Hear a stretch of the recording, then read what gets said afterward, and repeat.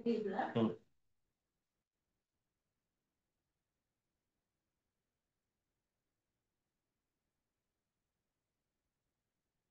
ಎಲ್ಲರಿಗೂ ನಮಸ್ಕಾರ. ಜೆ.ಕೆ. ಅವರ ಪುಸ್ತಕ ಶಿಕ್ಷಣ ಮತ್ತು ಜೀವನ ಅಧ್ಯಯನಕ್ಕೆ ಎಲ್ಲರಿಗೂ ಸ್ವಾಗತ. ಶಿಕ್ಷಣ ಮತ್ತು ವಿಶ್ವಶಾಂತಿ ಅನ್ನೋ ಒಂದು ಅಧ್ಯಯನ ಕಳೆದ ಒಂದು 4-5 ತರಗತಿಗಳಲ್ಲಿ ಅಧ್ಯಯನ ಮಾಡಿದ್ವಿ. 4-5 ತಿಂಗಳೇ ಆಗಿದೆ ಇದು. ಕಳೆದ ತರಗತಿನಲ್ಲಿ ಅದು ಮುಗ್ದಿತ್ತು. ಒಂದ್ಸಲ ಒಂದು ಕ್ಲಾಸಲ್ಲಿ ಅದನ್ನ ರಿವಿಷನ್ ಮಾಡೋಣ ಅಂತ ಅಂದ್ಬಿಟ್ಟು ಅದನ್ನ ಅಷ್ಟವಾಗ ಯೋಚನೆ ಮಾಡಿದ್ವಿ. ಸೊ ಈಗ ಇಡೀ ಒಂದು ಓವರ್ ಆಲ್ ಆ ಒಂದು ಅಧ್ಯಾಯದಲ್ಲಿ ಏನ್ ಹೇಳ್ತಾರೆ ಅನ್ನೋದನ್ನ ಓವರ್ ಆಲ್ ಇವತ್ತಿನ ಕ್ಲಾಸ್ ಅಲ್ಲಿ ಅದನ್ನ ಅಧ್ಯಯನ ಮಾಡೋಣ. ಮುಂದಿನ ತರಗತಿನಲ್ಲಿ ನೆಕ್ಸ್ಟ್ ಪಾಠ ಅಧ್ಯಯನ ಶುರು ಮಾಡ್ಬೋದು. ಮೇಲೆ ನೋಡ್ತಾ ಬರೋಣ. ಒಂದ್ ಕಡೆ ಅಂದ್ರೆ ಶಿಕ್ಷಣ ಮತ್ತು ವಿಶ್ವಶಾಂತಿ. ಅಂದ್ರೆ ವಿಶ್ವಶಾಂತಿಯನ್ನ ಉದ್ದೇಶವಾಗಿಟ್ಕೊಂಡು ಜೆ.ಕೆ. ಅವರ ಮನಸ್ಸಿನಲ್ಲಿ ಮೂಡಿದಂತಹ ಶಿಕ್ಷಣದ ರೀತಿ ಯಾವ ರೀತಿ ಅನ್ನೋದನ್ನ ಅವರು ಹೇಳ್ತಾ ಬರ್ತಾರೆ. ಅಲ್ಲಿ ಮಧ್ಯ ತಲೆದೋರುವಂತ ಬಿಕ್ಕಟ್ಟುಗಳನ್ನೆಲ್ಲ ಹೇಗೆ ಪರಿಹಾರ ಮಾಡ್ಕೋಬೇಕು, ಯಾವ ತರ ಬಿಕ್ಕಟ್ಟುಗಳು ತಲೆದೋರ್ತು ಮತ್ತೆ ಅದನ್ನ ಯಾವ ರೀತಿ ಅದನ್ನ ಪರಿಹಾರ ಮಾಡ್ಕೋಬೇಕು ಅನ್ನೋದನ್ನ ಈ ಒಂದು ಅಧ್ಯಾಯದಲ್ಲಿ ವಿಸ್ತಾರವಾಗಿ ಹೇಳ್ತಾ ಬರ್ತಾರೆ. ಅದನ್ನ ನಾವು ಅಧ್ಯಯನ ಮಾಡಿ ತಿಳಿದಿದ್ವಿ. ಈಗ ಒಂದು ಸಮಗ್ರವಾಗಿ ತಿಳ್ಕೊಂಬ ಅದು ಈ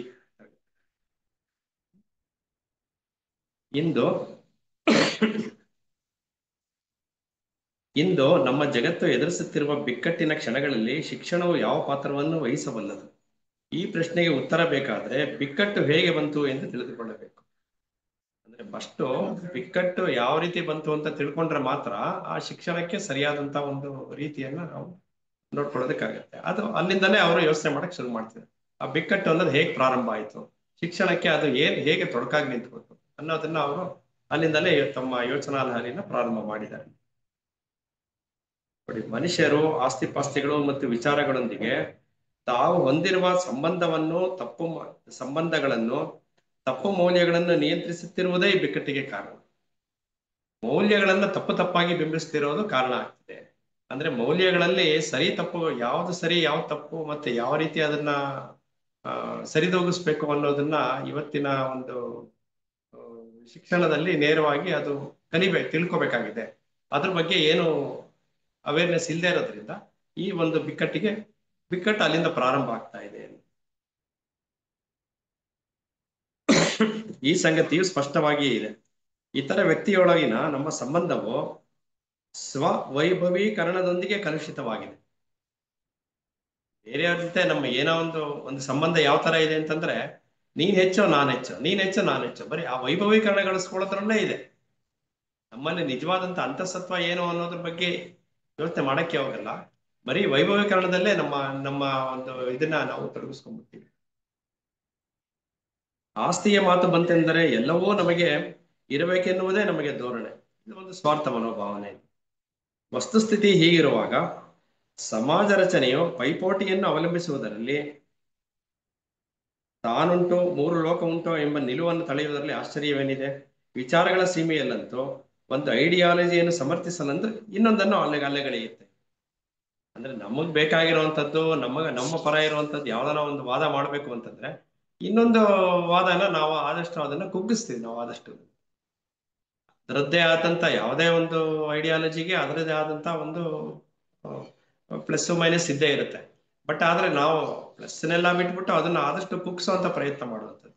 ಯಾಕೆ ನಮ್ಗೆ ನಾವ್ ಏನ್ ಹೇಳ್ಕೋಬೇಕು ಅದನ್ನ ಮಾತ್ರ ಹೈಲೈಟ್ ಮಾಡ್ಬೇಕಂದು ಮಿಕ್ಕಿದ್ದನ್ನೆಲ್ಲ ಕುಗ್ಸುವಂಥದ್ದು. ಅದು ನಾವು ಮಾಡ್ತಿರೋಂಥ ಇನ್ನೊಂದು ತಪ್ಪು ಮಾಡ್ತಿರೋಂಥದ್ದು. ಅಂದ್ರೆ ಯಾವಾಗಲೂ ಕಂಪೇರ್ ಮಾಡೋಂಥದ್ದು. ಆ ಕಂಪೇರ್ ಮಾಡೋದಾಗ್ಬಾರ್ದು.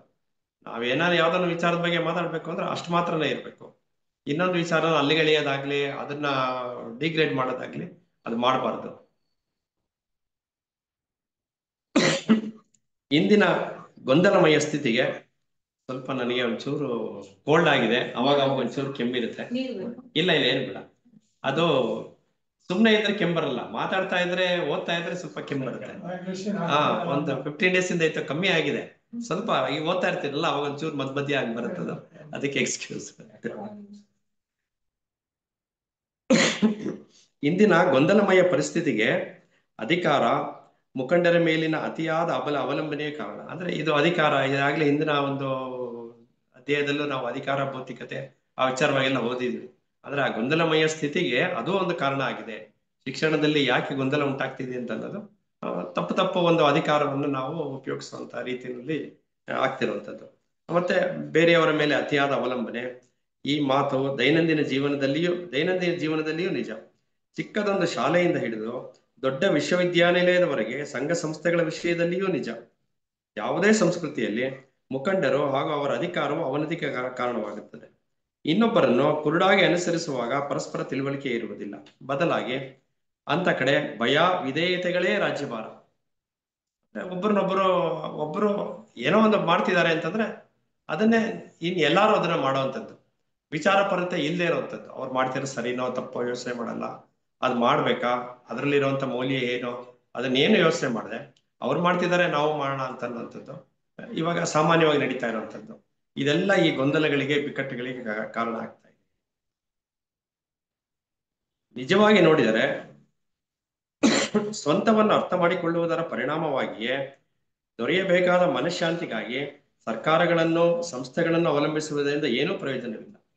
ಅಂದ್ರೆ ನಮ್ಮೊಳಗೆ ನಾವು ಏನಾದ್ರೂ ಒಂದು ಏನಿದೆ ಅಂತ ನಾವು ಅರ್ಥ ಮಾಡ್ಕೋಬೇಕು ಅಂತಂದ್ರೆ, ಮೌಲ್ಯಗಳನ್ನು ನಾವು ಸರಿಯಾದ ರೀತಿಯಲ್ಲಿ ಅರ್ಥ ಮಾಡ್ಕೊಳ್ಳೋ ಪ್ರಯತ್ನ ಮಾಡ್ಬೇಕು ಅಂತಂದ್ರೆ ಹೊರಗಿನ ಯಾವ ಅವಲಂಬನೆ ಅವಶ್ಯಕತೆನೂ ಇಲ್ಲ. ಆದ್ರೆ ನಾವು ಸಂಪೂರ್ಣವಾಗಿ ಹೊರಗಡೆ ಅವಲಂಬಿತರಾಗಿದ್ದೀವಿ. ಏನೇ ಬೇಕು ಅಂತಂದ್ರೆ ಒಂದು ಸರ್ಕಾರದ ಮೇಲೆ, ಹೊರಗಿನ ಒಂದು ಇದ್ರ ಮೇಲೆ ಏನೇ ಒಂದು ಇದು ಬಂದ್ರು ಎಲ್ಲ ಅದ್ರ ಮೇಲೆ ನಾವು ಅವಲಂಬಿತರಾಗಿದ್ದೀವಿ. ನಮ್ಮೊಳಗೆ ನಾವು ಯಾವ ಪ್ರಯತ್ನನೂ ಮಾಡುವಂತ ಒಂದು ಪ್ರಯತ್ನ ಮಾಡಿಲ್ಲ. ಇದರಿಂದ ತೀವ್ರವಾದ ಸಂಘರ್ಷವು ಸೃಷ್ಟಿಯಾಗುತ್ತದೆ.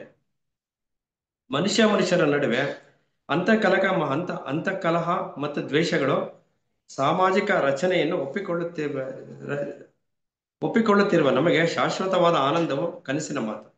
ವರ್ತಮಾನದ ಸ್ಥಿತಿಗತಿಗಳನ್ನು ಬದಲಾಯಿಸಬೇಕಾದರೆ ಎಲ್ಲಕ್ಕೂ ಮೊದಲು ನಮ್ಮಲ್ಲಿಯೇ ಪರಿವರ್ತನೆ ಆಗಬೇಕು. ಅಂದ್ರೆ ಫಸ್ಟ್ ನಮ್ಮೊಳಗೆ ನಾವು ಅದನ್ನ ನೋಡಿ ನಮ್ಮೊಳಗೆ ಏನಾದ್ರು ಗೊಂದಲಗಳಿದ್ರೆ ಅದನ್ನ ಪರಿಹಾರ ಮಾಡ್ಕೊಳ್ಳೋಕೆ ಸಾಧ್ಯ ಆದ್ರೆ ಮಾತ್ರ ನಾವು ಪ್ರಶಾಂತವಾಗಿರೋದಕ್ಕೆ ಸಾಧ್ಯ ಆಗುತ್ತೆ. ಇಲ್ಲ ಅಂದ್ರೆ ನಾವು ಹೊರಗಡೆನೆ ಸಂಘರ್ಷಗಳನ್ನ ಎದುರಿಸ್ಬೇಕಾಗತ್ತೆ. ಯಾಕಂದ್ರೆ ಗೊಂದಲ ಅನ್ನೋದು ನಮ್ಮೊಳಗಿದೆ, ನಾವೆಲ್ಲ ಹೊರಗಡೆ ಹುಡುಕ್ತಾ ಇರ್ತೀವಿ. ಆ ಗೊಂದಲಗಳನ್ನ ನಾವು ಆದಷ್ಟು ನಮ್ಮೊಳಗೆ ಪರಿಹಾರ ಮಾಡ್ಕೊಳ್ಳುವಂತ ಪ್ರಯತ್ನ ಮಾಡ್ಬೇಕಾಗಿದೆ. ನಮಗೆ ನಿಜವಾಗಿಯೂ ಶಾಂತಿಯೂ ಬೇಡ, ಶೋಷಣೆಗೆ ಮಂಗಳ ಆಡುವುದು ಬೇಡ. ಅಂದ್ರೆ ನಿಜವಾಗಿಯೂ ಇವತ್ತಿನ ಹೊರ ಪ್ರಪಂಚ ಏನ್ ಕೇಳ್ತಿದೆ ಅಂತ ಅವ್ರು ಹೇಳ್ತಿರೋದು. ಅದ್ರ ಅವಶ್ಯಕತೆನೇ ಇಲ್ಲ. ನಮ್ಗೆ ಪೀಸ್ ಆಫ್ ಮೈಂಡ್ ಅಂತ ಅನ್ನೋದು ಬೇಕಾಗಿಲ್ಲ. ಮತ್ತೆ ಈ ಶೋಷಣೆಗೆ ಮಂಗಳ ಆಡುವುದು ಬೇಡ. ಅದ್ರ ಪಡೆಗೆ ಅದು ಎಲ್ಲ ನಡೀತಾ ಇಲ್ಲ. ದುರಾಸೆಯ ಹಾದಿಯಲ್ಲಿ ಎಲ್ಲವೂ ಅಡ್ಡಿಯಾಗಲು ನಾವು ಅವಕಾಶ ಕೊಡುವುದಿಲ್ಲ. ಈಗ ನಾವು ಸಾಮಾಜಿಕ ವ್ಯವಸ್ಥೆಯ ತಳಹದಿಯೋ ಅಷ್ಟಿಷ್ಟು ಅಲ್ಲಾಡುವುದು ನಮಗೆ ಇಷ್ಟವಿಲ್ಲ. ಏನೋ ಒಂದು ವ್ಯವಸ್ಥೆ ಇದೆಯೋ ಆ ವ್ಯವಸ್ಥೆನಲ್ಲಿ ಏನು ಬದಲಾವಣೆನೂ ಇಷ್ಟಪಡಲ್ಲ. ಹೇಗಿದೆಯೋ ಹಾಗೆ ಇರ್ಬೇಕು ಅನ್ನೋದು. ಯಾಕಂದ್ರೆ ಬದಲಾವಣೆ ಜೀವನ ತುಂಬಾ ಜನ ಲೈಕ್ ಮಾಡಕ್ ಹೋಗಲ್ಲ. ಹೆಂಗಿದೆಯೋ ಹಂಗೆ ಇರ್ಬೇಕು ಅನ್ನುವಂಥದ್ದು. ಹೆಚ್ಚೆಂದರೆ ಅಲ್ಪ ಸ್ವಲ್ಪ ಅಲಂಕಾರಿಕ ಬದಲಾವಣೆಗಳಾಗಲು ನಮ್ಮ ಸಮ್ಮತಿ ಇದೆ. ಸ್ವಲ್ಪ ಬದಲಾವಣೆಗಳಷ್ಟೇ. ಅದರಾಚೆಗೆ ನಮ್ಮ ಯಥಾಸ್ಥಿತಿಯ ಮುಂದುವರಿಕೆಯನ್ನೇ ಬಯಸುತ್ತೇವೆ. ಇದರ ಫಲವಾಗಿ ಶಕ್ತಿಶಾಲಿಗಳು ಮತ್ತು ವಂಚಕರು ನಮ್ಮ ಮೇಲೆ ಅಧಿಕಾರ ನಡೆಸುತ್ತಾರೆ. ಇದರಲ್ಲಿ ಏನಾಗುತ್ತೆ ಅಂದ್ರೆ ನಮ್ಮ ಅಂತಸತ್ವಗಳನ್ನ ನಾವು ಕಳ್ಕೊತಾ ಹೋಗ್ತೀವಿ. ಈ ತರ ಅಂದ್ರೆ ಯಾವುದೇ ಬದಲಾವಣೆಗಳನ್ನ ನಾವು ಬಯಸ್ತೆ ವಿಚಾರ ಪರತೆ ಇಲ್ಲದೆ ನಮ್ಮ ಪಾಡಿಗೆ ನಾವು ಇರುವಂತದ್ದು ಮಾಡಿದ್ರೆ ಯಾರೋ ರಾಜಕೀಯ ನಾಯಕರು ಇವರು ಅವರೆಲ್ಲ ತಮ್ಮ ಮೇಲ್ಗೈ ಸಾಧಿಸೋ ಪ್ರಯತ್ನ ಮಾಡ್ತಾರೆ. ಅವರ ಸ್ವಾರ್ಥ ಸಾಧನೆ ಏನಿದೆ ಅದನ್ನ ಸಾಧನೆ ಮಾಡೋದಕ್ಕೆ ನಿರಂತರವಾಗಿ ಪ್ರಯತ್ನಿಸ್ತಾ ಇರ್ತಾರೆ. ಶಾಂತಿಯು ಯಾವುದೇ ಐಡಿಯಾಲಜಿಯ ಅನುಕರಣೆಯಿಂದ ಬರುವುದಿಲ್ಲ. ಅದು ಶಾಸ್ತ್ರಗಳಿಂದ ಅವಲಂಬಿಸಿಲ್ಲ. ವ್ಯಕ್ತಿಗಳಾಗಿ ನಾವು ನಮ್ಮದೇ ಮನೋವ್ಯಾಪಾರಗಳನ್ನು ಅರ್ಥ ಮಾಡಿಕೊಳ್ಳಲು ತೊಡಗಿದಾಗ ಮಾತ್ರವೇ ಶಾಂತಿಯ ಆಗಮನವಾಗುತ್ತದೆ. ಅಂದ್ರೆ ನಮ್ಮ ಒಳಗೆ ನಾವು ನೋಡೋದಕ್ಕೆ ಪ್ರಯತ್ನ ಪಡಬೇಕು. ನಮ್ಮನ್ನ ನಾವು ಅರ್ಥ ಮಾಡ್ಕೊಳ್ಳೋ ಪ್ರಯತ್ನ ಮಾಡಬೇಕು. ಅವಾಗ ಮಾತ್ರ ನಿಜವಾದ ಶಾಂತಿ ಅಂತ ಅನ್ನೋದನ್ನ ಗಳಿಸ್ಕೊಳ್ಳೋದಕ್ಕೆ ಸಾಧ್ಯ ಆಗತ್ತೆ.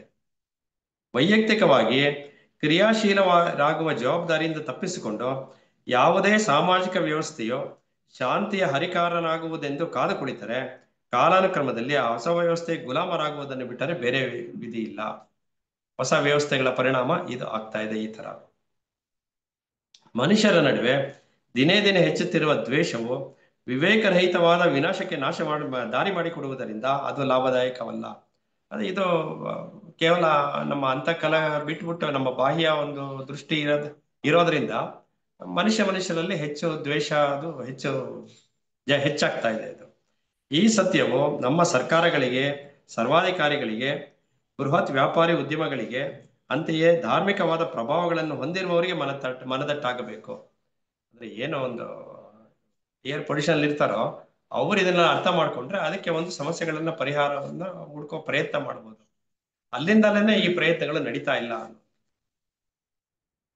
ಅವರ ಮೇಲೆ ಕಾನೂನುಗಳ ಮೂಲಕ ಕಡ್ಡಾಯ ಮಾಡುವ ಮೂಲಕ, ಮಾರ್ಗಗಳ ಮೂಲಕ ಒತ್ತಾಯ ತರಬಹುದು. ನಮ್ಮ ವೈಯಕ್ತಿಕ ಹಂಬಲಗಳನ್ನು, ಮಹತ್ವಾಕಾಂಕ್ಷೆಗಳನ್ನು ಹತ್ತಿಕ್ಕಿ ಮನುಷ್ಯ ಜಾತಿಯ ಒಳಗಿನ ಸಾಧನೆಯಲ್ಲಿ ನೆರವಾಗಬೇಕೆಂದು ಬಲವಂತ ಮಾಡಬಹುದು. ನಿರ್ದಯಿಗಳಾಗಿರುವ ಪರಸ್ಪರ ಸ್ಪರ್ಧಿಸುವ ಶಿಕ್ಷಣವನ್ನು ಕೊಡಲಾಗುತ್ತಿದೆ. ನಮಗೆ ನಿರ್ದಯಿಯಾಗಿರುವ ಪರಸ್ಪರ ಸ್ಪರ್ಧಿಸುವ ಶಿಕ್ಷಣಗಳನ್ನು ಕೊಡಲಾಗುತ್ತದೆ. ಅಂದ್ರೆ ಶಿಕ್ಷಣದ ರೀತಿ ಆ ತರ ಆಗ್ತದೆ. ಬರೀ ಸ್ಪರ್ಧೆ ಮಾತ್ರ ಇದೆ ಅಷ್ಟೇ ಶಿಕ್ಷಣದಲ್ಲಿ. ನೀ ಮುಂದು ತಾ ಮುಂದು ಅನ್ನೋಂಥದ್ದು ಇದೆಯಾ ಹೊರತು ಯಾರು ಹೆಚ್ಚಿಗೆ ಮಾರ್ಕ್ಸ್ ತಗೋತಾರೆ ಅನ್ನೋದೇ ಮುಖ್ಯ ಆಗಿದೆಯಾ ಹೊರತು ಆ ವಿದ್ಯಾರ್ಥಿ ಏನ್ ಕಲಿತಾನೆ ಅನ್ನೋದ್ರ ಬಗ್ಗೆ ಗಮನ ಇಲ್ಲ. ಕೇವಲ ಅಂಕಗಳಲ್ಲಿ ಮಾತ್ರ ಇದೆ ಅದು. ಆಗ ಎಲ್ಲರೂ ಒಟ್ಟಾಗಿ ಇಡೀ ಜಗತ್ತಿನ ಹಿತಕ್ಕಾಗಿ ದುಡಿಯಬೇಕು ಎಂಬ ಒತ್ತಾಯವನ್ನು ತರಬಹುದು ನೋಡಿ. ಆಗ ಒಬ್ಬರು ಸ್ಪರ್ಧಿಸುವ ಶಿಕ್ಷಣವನ್ನು ಕೊಡಲಾಗುತ್ತಿದೆ. ಯಾರಿಗೆ ಗೊತ್ತು, ಆಗ ಅವರು ಒಬ್ಬರಿಗೊಬ್ಬರು ಗೌರವದಿಂದ ನೋಡಬೇಕು. ಎಲ್ಲರೂ ಒಟ್ಟಾಗಿ ಇಡೀ ಜಗತ್ತಿನ ಹಿತಕ್ಕಾಗಿ ದುಡಿಯಬೇಕು ಎಂಬ ಒತ್ತಾಯವನ್ನು ತರಬಹುದು. ಅಂದ್ರೆ ಒಬ್ಬರಲ್ಲೊಬ್ಬರಲ್ಲಿ ಗೌರವ ಅನ್ನೋದು ಬಂದ್ರೆ ಮಾತ್ರ ಅದು ಒಟ್ಟಿಗೆ ಒಂದು ಕೆಲಸ ಮಾಡೋದಕ್ಕೆ ಸಹಾಯ ಆಗುತ್ತೆ ಅನ್ನೋದು ನಿಜ. ಒಂದಲ್ಲ ಒಂದು ದಿನ ನಮಗೆಲ್ಲ ಹೊಟ್ಟೆ, ಬಟ್ಟೆ, ಆಹಾರ, ಮೈತುಂಬ ಬಟ್ಟೆ, ವಸತಿ ಸೌಕರ್ಯ ಸಿಕ್ಕಿಬಿಡಬಹುದು. ಅಂದ್ರೆ ಬೇಸಿಕ್ ಕಮ್ಯುನಿಟೀಸ್ ಏನಿದೆಯೋ ಅದು ಇವತ್ತಿನ ಪ್ರಾಪಂಚಿಕ ಒಂದು ವ್ಯವಹಾರದ ದೃಷ್ಟಿಯಲ್ಲಿ ಅದನ್ನ ಗಳಿಸ್ಕೊಳ್ಳೋದೇನು ತೊಂದರೆ ಆಗೋದಿಲ್ಲ. ಅದು ನಿಜವಾಗಿಯೂ ಏನ್ ತೊಂದರೆ ಆಗ್ತಿದೆ ಅನ್ನೋದನ್ನ ಯೋಚನೆ ಮಾಡ್ತಾ ಇದ್ದಾರೆ ಇಲ್ಲಿ. ಆದರೆ ಆಗಲೂ ನಮ್ಮ ಸಂಘರ್ಷಗಳಿಂದ, ದ್ವೇಷಗಳಿಂದ ಬಿಡುಗಡೆ ಸಿಕ್ಕುವುದಿಲ್ಲ. ಅದು ಮಾತ್ರ ನಮ್ಮೊಳಗೆ ಅದು ಹಂಗೆ ಇರುತ್ತೆ. ಕೇವಲ ಹೊಟ್ಟೆ ಬಟ್ಟೆಗೆ ಅಂತ ಜನ ದಿನ ಬೆಳಗಾದ ಕಷ್ಟಪಡ್ತಾರೆ. ಆದ್ರೆ ಅದಕ್ಕೇನು ತೊಂದರೆ ಇಲ್ಲ. ಅದಕ್ಕೆ ಇವತ್ತಿನ ಒಂದು ಸ್ಥಿತಿಗೆ ಅದು ಈಸಿಯಾಗಿ ಸಿಗ್ತಾ ಇದೆ ಎಲ್ಲಾರ್ಗು. ಬಟ್ ಆದ್ರೂ ಅದಕ್ಕೆ ಅಂತಾನೆ ಜನ ದುಡಿತಾ ಇದ್ದಾರೆ. ಅವ್ರು ಏನ್ ಬಿಟ್ಟಿದಾರಲ್ಲಿ ಅಂತಂದ್ರೆ ಸಂಘರ್ಷಗಳು, ದ್ವೇಷಗಳಿಂದ ಹೊರಬರೋದಕ್ಕೆ ಪ್ರಯತ್ನ ಮಾಡ್ತಾ ಇಲ್ಲ. ಬದಲಾಗಿ ಅದು ಇನ್ನೊಂದು ನೆಲೆಗೆ ವರ್ಗಾವಣೆ ಆಗುತ್ತದೆ. ಅಲ್ಲಿ ಒಂದಷ್ಟು ರಾಕ್ಷಸೀಯವೂ ವಿನಾಶಕಾರಿಯೂ ಆಗಿಬಿಡಬಹುದು. ನಿಜವಾಗಿಯೂ ನೈತಿಕವೂ ನ್ಯಾಯಬದ್ಧವೂ ಆದ ಕ್ರಿಯೆಯು ಸ್ವಯಂ ಪ್ರೇರಿತವಾಗಿರುತ್ತದೆ. ಪರಸ್ಪರ ತಿಳುವಳಿಕೆ ಮಾತ್ರವೇ ಮನುಷ್ಯನಿಗೆ ಸುಖ ಶಾಂತಿಗಳನ್ನು ತರಬಲ್ಲದು. ಮುಖ್ಯವಾಗಿ ನಾವು ಅಲ್ಲೇ ಆ ಒಂದು ಆಂಗಲಿಂದ ಯೋಚನೆ ಮಾಡಲೇಬೇಕಾಗಿದೆ. ಪರಸ್ಪರ ತಿಳುವಳಿಕೆ ಬರಬೇಕು ಅಂತಂದ್ರೆ ನಮ್ಮೊಳಗೆ ಒಂದು ಸಂವಹನ ಇರಬೇಕು. ಅವಾಗ ಮಾತ್ರ ತಿಳುವಳಿಕೆ ಆಗೋದಕ್ಕೆ ಸಾಧ್ಯ ಆಗುತ್ತೆ. ನಂಬಿಕೆಗಳು, ಐಡಿಯಾಲಜಿಗಳು ಮತ್ತು ಸಂಘಟಿತ ಧರ್ಮಗಳು ನಮ್ಮ ನೆರೆಯವರನ್ನೇ ನಮ್ಮ ಮೇಲೆ ಎತ್ತಿ ಕಟ್ಟುತ್ತದೆ. ನಂಬಿಕೆಗಳು ಮೂಢನಂಬಿಕೆಗಳಾಗ್ಬೋದು. ನಂಬಿಕೆಗಳು ಯಾವ ತರವೇ ಇರುತ್ತೆ ಅಂತ ಹೇಳಕ್ಕಾಗಲ್ಲ. ಆ ತರ ಒಂದು ಪರ್ಟಿಕ್ಯುಲರ್ ಒಂದು ಐಡಿಯಾಲಜಿಗಳು ಅಂದ್ರೆ ಒಂದು ಚೌಕಟ್ಟಿನೊಳಗೆ ಬದುಕುವಂಥದ್ದು, ಇದೆಲ್ಲಾನು ದ್ವೇಷಕ್ಕೆ ಕಾರಣ ಆಗುವಂಥದ್ದು. ನನ್ನ ಒಳಗೊಳಗೆ ಭಿನ್ನ ಅಭಿಪ್ರಾಯಗಳನ್ನು ಸೃಷ್ಟಿಸುವಂಥದ್ದು ಇದೇ ಆಗಿರುತ್ತೆ. ದೇಶಭಕ್ತಿ ಎಂಬ ಬಹುದೊಡ್ಡ ಸಮಸ್ಯೆಯು ದತ್ತೆಂದು ನಮ್ಮೆದುರು ನಿಂತರೆ ನಮ್ಮಲ್ಲಿ ದೇಶಭಕ್ತಿಯು ಸ್ಫುರಣವಾಗುವುದು ಯಾವಾಗ? ಅಂದ್ರೆ ದೇಶಭಕ್ತಿ ಅಂತ ಅನ್ನೋದು ಹುಟ್ಟಿದಾಗ ಅದು ಸರಿನೋ ತಪ್ಪೋ ಅನ್ನೋದನ್ನ ಇಲ್ಲಿ ಯೋಚನೆ ಮಾಡ್ತಾ ಇದ್ದಾರೆ. ಅದು ದೇಶಭಕ್ತಿಯ ಸ್ಫುರಣವಾಗುವುದು ಯಾವಾಗ? ಅದು ದಿನವೂ ನಮ್ಮನ್ನು ಆವರಿಸಿರುವ ಭಾವನೆ ಎಲ್ಲವೆನ್ನುವುದು ಸ್ಪಷ್ಟವಾಗಿಯೇ ಇದೆ. ಆದರೆ ನಮ್ಮ ಪಠ್ಯಪುಸ್ತಕಗಳು, ವೃತ್ತಪತ್ರಿಕೆಗಳು ಹಾಗೂ ಪ್ರಚಾರ ಮಾಧ್ಯಮಗಳು ನಾವು ದೇಶಭಕ್ತರಾಗಬೇಕೆಂದು ತೀವ್ರವಾಗಿ ಪ್ರೋತ್ಸಾಹಿಸುತ್ತದೆ. ಅಂದ್ರೆ ನಮ್ಮ ಹೊರ ಪ್ರಪಂಚದಲ್ಲಿ ಏನ್ ನಡೀತಾ ಇದೆ ಅಂತಂದ್ರೆ ಆ ದೇಶಭಕ್ತಿ ಬಗ್ಗೆ ಹೆಚ್ಚಾಗಿ ಅದನ್ನ ಇದ್ ಮಾಡ್ತಾ ಇದ್ದಾರೆ. ಎಲ್ಲಾರು ಪ್ರೋತ್ಸಾಹ ಕೊಡ್ತಾ ಇದ್ದಾರೆ, ಅದ್ರ ಬಗ್ಗೆ ಗಮನ ಕೊಡ್ಬೇಕು ಅಂತ ಅನ್ನುವಂಥದ್ದು. ಅದ್ರ ಪರಿಣಾಮ ಏನಾಗುತ್ತೆ ಅಂತ ಇಲ್ಲಿ ಯೋಚನೆ ಮಾಡ್ತಾ ಇದ್ದಾರೆ. ಮುಂದಕ್ಕೆ ನಮ್ಮ ರಾಷ್ಟ್ರ ನಾಯಕರನ್ನು ಹೊಗಳುವುದರ ಮೂಲಕ, ನಮ್ಮ ದೇಶ ಮತ್ತು ಅವರ ಜೀವನ ವಿಧಾನಗಳು ಅಥವಾ ಇತರ ದೇಶಗಳಿಗಿಂತ ಉತ್ತಮವೆಂದು ಹೇಳುವುದರ ಮೂಲಕ ಮಾಧ್ಯಮಗಳು ದೇಶ ಪ್ರೇಮವನ್ನು ಉದ್ದೀಪನಗೊಳಿಸುತ್ತಿವೆ. ಬೇರೆ ದೇಶಕ್ಕೆ ಕಂಪೇರ್ ಮಾಡುವಂಥದ್ದು, ಬೇರೆ ನಾಯಕರುಗಳಿಗೆ ಕಂಪೇರ್ ಮಾಡುವಂಥದ್ದು, ಇದರಿಂದ ಏನಾಗುತ್ತಿದೆ ಅಂದ್ರೆ ದೇಶ ಪ್ರೇಮನ ಜಾಸ್ತಿ ಮಾಡ್ತಾ ಇದೆ. ದೇಶ ಪ್ರೇಮನ ಯಾವಾಗ ಜಾಸ್ತಿ ಮಾಡುತ್ತೋ ಅವಾಗ ನಮ್ಮೊಳಗೆ ಸೀಮಿತವಾದಂತ ಒಂದು ಚೌಕಟ್ಟು ಬೆಳೆಯುತ್ತೆ, ಒಂದು ಮತ ಬೆಳೆಯುತ್ತೆ, ಒಂದು ಧರ್ಮ ಬೆಳೆಯುತ್ತೆ. ಅದೆಲ್ಲ ಬೆಳೆಯೋದಕ್ಕೆ ಕಾರಣ ಆಗೋದಕ್ಕೆ ಈ ದೇಶಭಕ್ತಿ ಅನ್ನೋದೇ ಕಾರಣ ಆಗಿದೆ ಅಂತ. ಅಂದ್ರೆ ಈ ದೇಶಭಕ್ತಿ ಅಂತ ಅನ್ನೋದು ಬರೀ ದೇಶಕ್ಕೆ ಅನ್ವಯ ಆಗ್ಬಾರ್ದು, ಇಡೀ ವಿಶ್ವಕ್ಕೆ ಅನ್ವಯ ಆಗ್ಬೇಕು ಅನ್ನುವಂತ ಹೇಳೋ ಪ್ರಯತ್ನ ಇದು ಮಾಡ್ತಾ ಇರೋದು. ನಾವು ನಿರ್ದಿಷ್ಟ ರಾಜಕೀಯ ಅಥವಾ ಧಾರ್ಮಿಕ ಪಂಗಡಕ್ಕೆ ಸೇರಿದ್ದೇವೆ. ನಾವು ಈ ದೇಶಕ್ಕೆ, ಆ ದೇಶದ ಪ್ರಜೆಗಳು ಎಂಬ ಮಾತನ್ನು ಮತ್ತೆ ಮತ್ತೆ ಕೇಳಿದಾಗ ನಮ್ಮ ಅಹಂಕಾರದ ಕಿರು ಬಲೂನುಗಳಲ್ಲಿ ಗಾಳಿ ತುಂಬಿಕೊಳ್ಳುತ್ತದೆ. ನೋಡಿ, ಯಾವ್ದೋ ಒಂದು ಪಂಗಡಕ್ಕೆ ಒಂದು ಚೌಕಟ್ಟಿನೊಳಗೆ ಇರೋದ್ರಿಂದ ನಾವು ಅಲ್ಲಿ ಏನೋ ಒಂದು ಸಾಧನೆ ಮಾಡ್ತಾ ಇದೀವಿ ಅನ್ನುವಂತ ಒಂದು ಅಹಂಕಾರ ನಮ್ಮಲ್ಲಿ ಸೇರ್ಕೊಳುತ್ತೆ. ನಾವು ಒಂದು ಚೌಕಟ್ಟಿನೊಳಗೆ ಇರ್ತೀವಿ. ಅದರಿಂದ ನಾವು ಅವು ಹಡಗಿನ ಹಾಯಿಪಟಗಳಂತೆ ಊದಿಕೊಳ್ಳುತ್ತವೆ. ನಾವು ನಮ್ಮ ದೇಶ ಜನಾಂಗ ಐಡಿಯಾಲಜಿಗಳಿಗಾಗಿ ಕೊಲ್ಲಲು ತಯಾರಾಗುತ್ತೇವೆ. ಅವಾಗ ಏನಾಗುತ್ತೆ ಅಂದ್ರೆ ನಾವು ನಮ್ಮ ಚೌಕಟ್ಟಿನೊಳಗೆ ಇರೋದ್ರೆ ಅಷ್ಟು ಮಾತ್ರನೇ ನಾವು ನಮ್ಮ ಗಮನ ಇರುತ್ತೆ. ಹೊರಗಿನವರೆಲ್ಲ ಶತ್ರುಗಳು ಅಂತ ಆಗ್ಬಿಡುತ್ತೆ. ಅಲ್ಲಿ ಭೇದ ಭಾವ ಅಂತ ಸೃಷ್ಟಿಯಾಗುತ್ತೆ. ದ್ವೇಷ ಅನ್ನುವಂಥದ್ದು ಬೆಳೀತಾ ಹೋಗುತ್ತೆ. ಹೀಗೆ ದೇಶಗಳನ್ನು ಪ್ರತ್ಯೇಕಿಸಿ ಬಿಡುವ ರಾಷ್ಟ್ರೀಯತೆಯ ಧ್ಯೇಯವು ಜಗತ್ತಿನ ತುಂಬಾ ಬೆಂಕಿಯಂತೆ ಹರಡುತ್ತಿದೆ. ರಾಷ್ಟ್ರೀಯತೆ ಅನ್ನುವಂಥದ್ದೇ ಈ ತರ ಒಂದು ಅಪಾಯಕರವಾದಂತಹ ಒಂದು ಬೆಳವಣಿಗೆ ಆಗಿರುತ್ತೆ. ಇನ್ನಷ್ಟು ಅಧಿಕಾರ, ಮತ್ತಷ್ಟು ರಾಜ್ಯ ವಿಸ್ತರಣೆ ಅಥವಾ ಅಪಾರವಾದ ಸಂಪತ್ತಿಗಾಗಿ ಹಾತೊರೆಯುತ್ತಿರುವ ಜನ ದೇಶಭಕ್ತಿಯನ್ನು ಬೆಳೆಸುತ್ತಾರೆ. ಯಾರು ಬೆಳೆಸ್ತಾರೆ ಅನ್ನೋದು ಇಲ್ಲಿ ಅಂದ್ರೆ ಅದರಿಂದ ಅಷ್ಟು ಸ್ವಾರ್ಥ ಸಾಧನೆ ಎಲ್ಲ ಇರುತ್ತೆ. ಅದನ್ನು ಬಹಳ ಜಾಣತನದಿಂದ ತಮ್ಮ ಲಾಭಕ್ಕಾಗಿ ಬಳಸಿಕೊಳ್ಳುತ್ತಾರೆ. ಈ ಪ್ರಕ್ರಿಯೆಗಳಲ್ಲಿ ನಮ್ಮಲ್ಲಿ ಪ್ರತಿಯೊಬ್ಬರೂ ಭಾಗಿಗಳು. ಏಕೆಂದರೆ ನಮಗೂ ಎಲ್ಲ ಸಂಗತಿಗಳು ಬೇಕು. ಇತರ ನಾಡುಗಳ ಮೇಲೆ, ಜನಸಮುದಾಯಗಳ ಮೇಲೆ ಪಡೆಯುವ ಗೆಲುವುಗಳು ನಾವು ಉತ್ಪಾದಿಸುವ ಸರಕುಗಳಿಗೆ ಹೊಸ ಮಾರುಕಟ್ಟೆಗಳನ್ನು ದೊರಕಿಸಿಕೊಡುತ್ತೇವೆ. ಹಾಗೆಯೇ ನಮ್ಮ ರಾಜಕೀಯ ಮತ್ತು ಧಾರ್ಮಿಕ ಐಡಿಯಾಲಜಿಗಳಿಗೂ ಮಾರುಕಟ್ಟೆಗಳಾಗುತ್ತವೆ. ಅಂದ್ರೆ ಅದರಲ್ಲಿ ಮಧ್ಯ ಒಂದು ಸ್ವಾರ್ಥ ಸಾಧನೆಯನ್ನು ಬೆಳೆಸ್ಕೊತಾ ಹೋಗ್ತಾರೆ. ಇವ್ರದ್ದೇನು ವ್ಯಾಪಾರ ವ್ಯವಹಾರಗಳು ಏನೇ ಇದ್ರು ಜೊತೆನಲ್ಲಿ ಧಾರ್ಮಿಕ ನಂಬಿಕೆಗಳು ಅವರು ಈ ಒಂದು ಚೌಕಟ್ಟುಗಳಲ್ಲಿ ಬೆಳೆಯುವಂಥದ್ದು ಇದು ಹೆಚ್ಚು ಮಾಡ್ತಾ ಹೋಗ್ತಾರೆ. ಇದನ್ನ ಹಿಂಸೆ ಮತ್ತು ದ್ವೇಷಗಳ ಎಲ್ಲ ಅಭಿವ್ಯಕ್ತಿಗಳನ್ನು ನಾವು ಮುಕ್ತವಾದ ಪೂರ್ವಗ್ರಹ ರಹಿತವಾದ ಮನಸ್ಸಿಂದ ನೋಡಬೇಕು. ಅಂತಹ ಮನಸ್ಸು ತನ್ನನ್ನು ಯಾವುದೇ ದ್ವೇಷ, ಜನಾಂಗ ಅಥವಾ ಐಡಿಯಾಲಜಿಗಳೊಂದಿಗೆ ಗುರುತಿಸಿಕೊಳ್ಳುವುದಿಲ್ಲ. ಅಂದ್ರೆ ಯಾವಾಗ ಮುಕ್ತ ಮನಸ್ಸಿನಿಂದ ನಾವು ನೋಡೋದಕ್ಕೆ ಆಗತ್ತೋ, ಪೂರ್ವಗ್ರಹ ಪೀಡಿತರಿಂದ ಮನಸ್ಸಿನಿಂದ ನೋಡಕ್ಕಾಗತ್ತೋ, ಅವಾಗ ಅಂತ ಮನಸ್ಸು ದೇಶ, ಜನಾಂಗ ಅದೆಲ್ಲದರಿಂದ ಹೊರತಾಗುತ್ತೆ. ಯಾವುದೇ ಒಂದು ಐಡಿಯಾಲಜಿ, ಯಾವುದೇ ಒಂದು ಚೌಕಟ್ಟು, ಯಾವುದೇ ಒಂದು ಧರ್ಮ ಅದೆಲ್ಲದಿಂದ ಹೊರ ನಿಂತು ನೋಡೋದಕ್ಕೆ ಸಾಧ್ಯ ಆಗುತ್ತೆ. ಆ ತರ ನೋಡೋ ಪ್ರಯತ್ನ ಮಾಡಬೇಕಾಗಿದೆ. ಬದಲಾಗಿ ಯಾವುದು ನಿಜವೋ ಅದನ್ನು ಕಂಡುಕೊಳ್ಳಲು ಪ್ರಯತ್ನಿಸುತ್ತದೆ. ಆ ಪ್ರಯತ್ನ ಮಾಡಿದ್ರೆ ನಮಗೆ ಸತ್ಯವನ್ನ ಅರಿಯುವಂತ ಪ್ರಯತ್ನದ ಒಂದು ಹೆಜ್ಜೆ ನಾವು ಇಟ್ಟಕ್ಕಾಗತ್ತೆ. ಇತರರ ಅನಿಸಿಕೆಗಳು ಹಾಗೂ ಸೂಚನೆಗಳಿಂದ ಪ್ರಭಾವಿತರಾಗದೆ ಒಂದು ಸಂಗತಿಯನ್ನು ನಿಚ್ಚಳವಾಗಿ ನೋಡುವುದರಲ್ಲಿ ಅಪಾರ ಆನಂದವಿದೆ. ಅಂತ ಸಲಹೆ ಸೂಚನೆಗಳು ಸರ್ಕಾರದಿಂದ ಬಂದಿರಬಹುದು, ಅಥವಾ ಈ ವಿಷಯದಲ್ಲಿ ವಿಶೇಷ ತಜ್ಞರಿಂದ ಅಥವಾ ಮೇಧಾವಿಗಳಿಂದಲೂ ಬಂದಿರಬಹುದು. ದೇಶ ಪ್ರೇಮವು ಮಾನವ ಸಂತೋಷಕ್ಕೆ ಅಡ್ಡಿ ಎಂಬ ಸಂಗತಿಯು ಒಂದು ಸಲ ನಮ್ಮ ಗಮನಕ್ಕೆ ಬರುವುದೇ ತಡ ನಮ್ಮೊಳಗೆ ಇರುವ ಹುಸಿ ಭಾವನೆಯೊಂದಿಗೆ ಹೊಡೆದಾಡುವ ಅಗತ್ಯವು ಉಳಿಯುವುದಿಲ್ಲ. ನಾವು ಅದನ್ನ ಅರ್ಥಕೊಂಡ್ರೆ ಸಾಕು. ಯಾವುದು ದೇಶಭಕ್ತಿ ಅನ್ನೋ ಒಂದು ದೇಶ ಪ್ರೇಮ ಅಥವಾ ದೇಶಭಕ್ತಿ ಇರ್ಬೋದು, ಅದು ಮಾನವ ಸಂತೋಷಕ್ಕೆ ಅಡ್ಡಿ ಮಾಡುತ್ತೆ. ಯಾಕೆಂದ್ರೆ ಅದು ಒಂದು ಚೌಕಟ್ಟನ್ನು ನಿರ್ಮಾಣ ಮಾಡುತ್ತೆ, ಒಂದು ಧರ್ಮವನ್ನು ನಿರ್ಮಾಣ ಮಾಡುತ್ತೆ, ಮತವನ್ನು ನಿರ್ಮಾಣ ಮಾಡುತ್ತೆ. ಅದೆಲ್ಲದರಿಂದ ಹೊರಬಂದ್ರೆ ಮಾತ್ರ ನಾವು ಎಲ್ಲ ಮುಕ್ತವಾಗಿರೋದಕ್ಕೆ ಸಾಧ್ಯ ಅನ್ನೋದನ್ನ ನಾವು ಮನಗಾಣೋದಕ್ಕೆ ಸಾಧ್ಯ ಆದ್ರೆ ನೋಡಿ, ನಮ್ಮೊಳಗೆ ಗಮನಕ್ಕೆ ಬರುವುದೇ ತಡ. ಹಾಗೆ ಬಂದ್ರೆ ನಮ್ಮೊಳಗೆ ಇರುವ ಹುಸಿ ಭಾವನೆಯೊಂದಿಗೆ ಹೊಡೆದಾಟುವ ಅಗತ್ಯವು ಉಳಿಯುವುದೇ ಇಲ್ಲ. ಅದು ಎಂದೆಂದಿಗೂ ನಮಗೆ ವಿದಾಯ ಹೇಳಿ ಹೊರಟೆ ಹೋಗುತ್ತದೆ. ಅಂದ್ರೆ ಇದನ್ನ ನಾವು ಮನಸ್ಪೂರ್ವಕವಾಗಿ ಇದನ್ನ ಒಪ್ಕೊಂಡು ನಮ್ಮೊಳಗೆ ನಾವು ಅದು ಕಂಡುಕೊಳ್ಳೋಕೆ ಸಾಧ್ಯ ಆದ್ರೆ ಅದನ್ನ ಆಚರಣೆ ತರೋದಕ್ಕೆ ಸಾಧ್ಯ ಆಗುತ್ತೆ. ಈಗ ಓದೋದೊಂದು, ಕೇಳೋದೊಂದು, ಅದನ್ನ ಅರ್ಥ ಮಾಡ್ಕೊಂಡು ನಮ್ಮಲ್ಲಿ ರೂಢಿಸ್ಕೊಳ್ಳೋದಿದೆಯಲ್ಲ, ಅದು ಸಾಧ್ಯ ಆದಾಗ ನಮ್ಮೊಳಗೆ ಅದು ಬೆಳೆಯೋದಕ್ಕೆ ಪ್ರಾರಂಭ ಆಗುತ್ತೆ ಅನ್ನೋದು.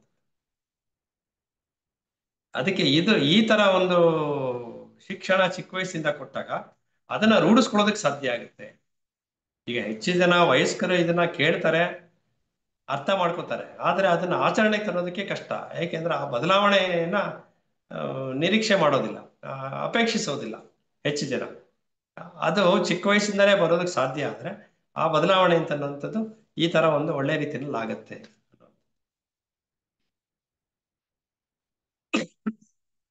ರಾಷ್ಟ್ರೀಯತೆ, ದೇಶಭಕ್ತಿ, ವರ್ಗ ಪ್ರಜ್ಞೆ, ವರ್ಣಪ್ರಜ್ಞೆ ಇವೆಲ್ಲವೂ ಅಂತಿಮವಾಗಿ ಸ್ವಂತವು ತಮ್ಮ ಅಭಿವ್ಯಕ್ತಿಯಾಗಿ ಚಲಿಸುವ ಹಾದಿಗಳೇ ಆಗಿವೆ. ಆದ್ದರಿಂದ ಅವು ಪ್ರತ್ಯೇಕತೆಯ ಭಾವನೆಗೆ ಎಡೆ ಮಾಡಿಕೊಡುತ್ತದೆ.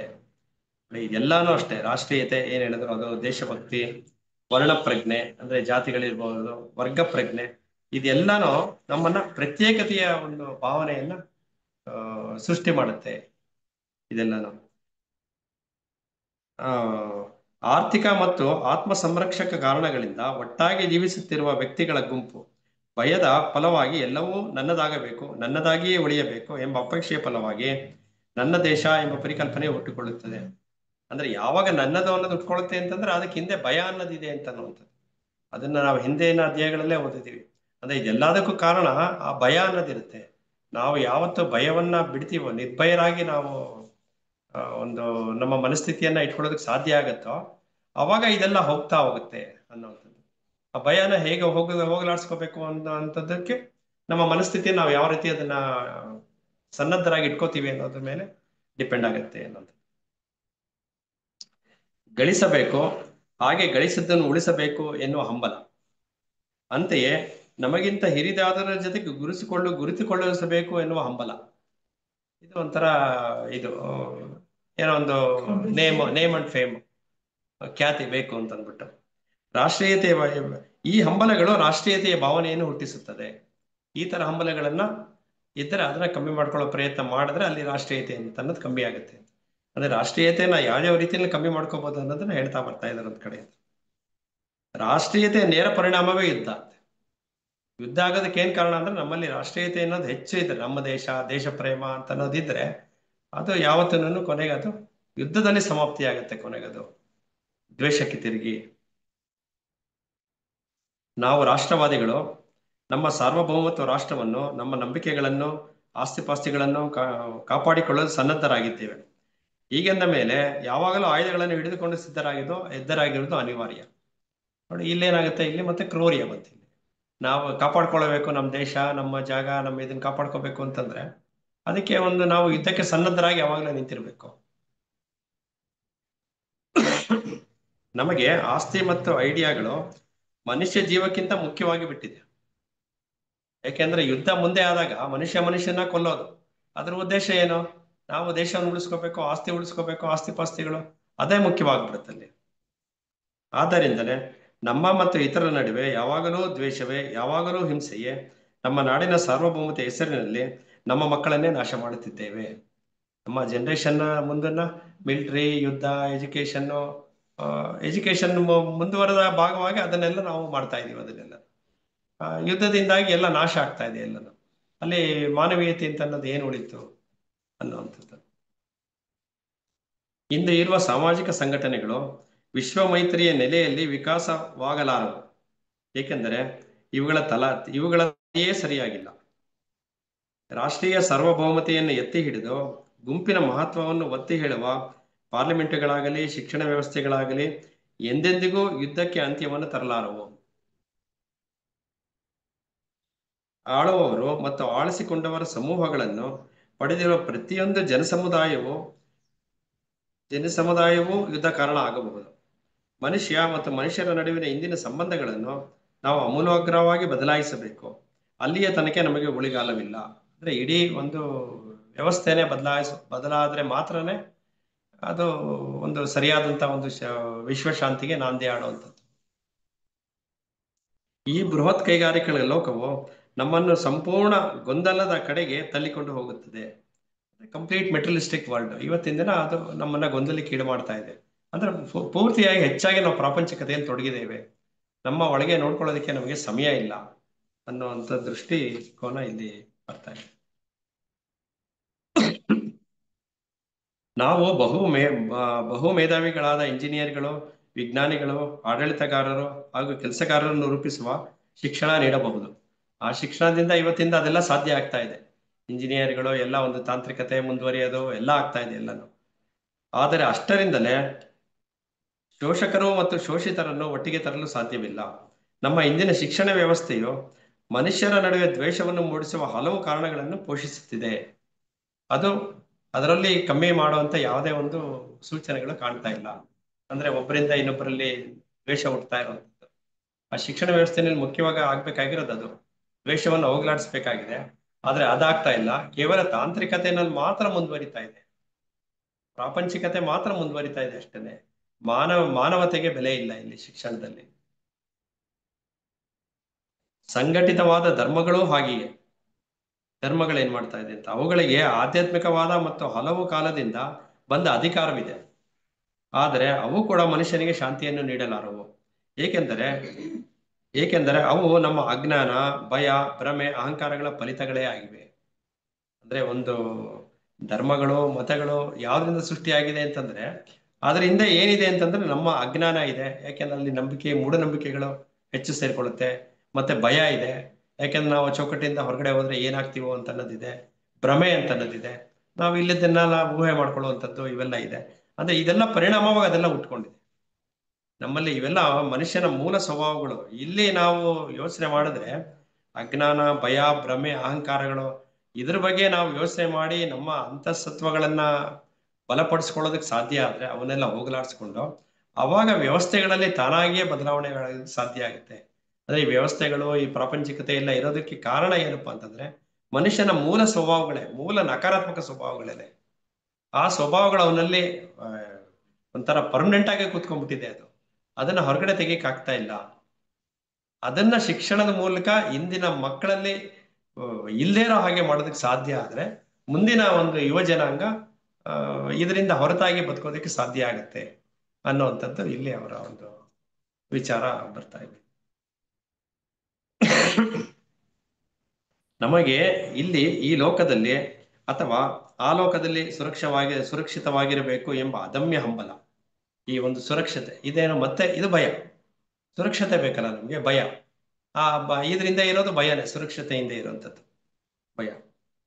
ಇಂಥ ಭದ್ರತೆಯ ಭರವಸೆ ನೀಡುವ ಐಡಿಯಾಲಜಿಗಳನ್ನು ಏನೋ ಯಾವುದೋ ಒಂದು ಹೇಳುತ್ತೆ, ನೀವು ಒಂದು ನಮ್ಮ ಒಂದು ಚೌಕಟ್ಟಿನೊಳಗಿದ್ರೆ ನಿಮ್ಗೆ ಆ ಒಂದು ಭಯ ಅನ್ನೋದು ಇರೋದಿಲ್ಲ, ಆ ಭಯನ ಹೋಗಲಾಡಿಸ್ತೀವಿ ಅಂತ ಅನ್ನೋದು. ಅವಾಗ ಒಂದು ಒಂದು ಚೌಕಟ್ಟಿನೊಳಗೆ ಅವನು ಬಂದಿ ಆಗ್ತಾನೆ.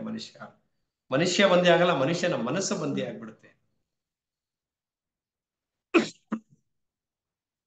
ಇಂಥ ಭದ್ರತೆಯು ಬೇಕೆಂದು ಹೊಡೆದಾಡಿದಷ್ಟು ಅದು ನಮ್ಮಿಂದ ದೂರವಾಗುತ್ತದೆ. ನಾವು ಭದ್ರತೆಯನ್ನು ಹುಡ್ಕೊಂಡು ಹೋಗ್ತಾನೆ ಇರ್ತೀವಿ, ಅದು ನಮ್ಮಿಂದ ದೂರ ಆಗ್ತಾನೆ ಇರುತ್ತೆ. ಆದ್ರೆ ನಮ್ಮ ಹುಡುಕಾಟ ಬರೀ ಅದೇ ಇರುತ್ತೆ. ನಮ್ಗೆ ಯಾವಾಗ ಸುರಕ್ಷತೆನೇ ಬೇಕು, ಭದ್ರತೆನೇ ಬೇಕು. ಯಾಕೆ? ಅದರಿಂದ ನಮ್ಗೆ ಭಯ ಇದೆ, ನಮ್ಗೇನೋ ಆಗೋಗುತ್ತೆ, ನಮ್ಮ ಕುಟುಂಬಕ್ಕೆ ಏನೋ ಆಗೋಗುತ್ತೆ, ನಮ್ದವ್ರು ಏನೋ ಆಗೋಗುತ್ತೆ. ನಾವೆಲ್ಲರಿಗೂ ಒಂದು ಭದ್ರತೆಯನ್ನು ಕೊಡಬೇಕು. ಈ ಭದ್ರತೆ ಅನ್ನೋಂಥ ಒಂದು ಕಾನ್ಸೆಪ್ಟೇನೆ ಈ ತರ ಒಂದು ನಕಾರಾತ್ಮಕತೆಯನ್ನ ಸೃಷ್ಟಿ ಮಾಡ್ತಾ ಇದೆ. ನಮ್ಮಲ್ಲಿ ಬಹುಮಂದಿ ಹಲವು ಬಗೆಯ ಭಯಗಳಿಂದ ತಲ್ಲಣಗೊಂಡಿದ್ದೇವೆ.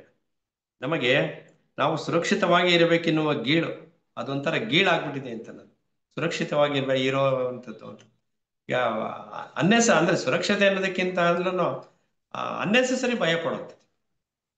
ಈಗ ಒಂದ್ ಮನೆ ಕಟ್ಟಿದ್ರೆ ಗ್ರಿಲ್ ಹಾಕ್ಸ್ಕೊತಾರಲ್ಲ, ಎಷ್ಟು ಅದು ಅನ್ನೆಸೆಸರಿ ಭಯನ ಅಂತ ಅನ್ಸುತ್ತೆ, ಅಥವಾ ನಿಜವಾಗ್ಲೂ ಅದ್ರ ಅವಶ್ಯಕತೆ ಇದೆಯಾ ಅಂತ ಕೆಲವು ಸಲ ಅನ್ಸುತ್ತೆ.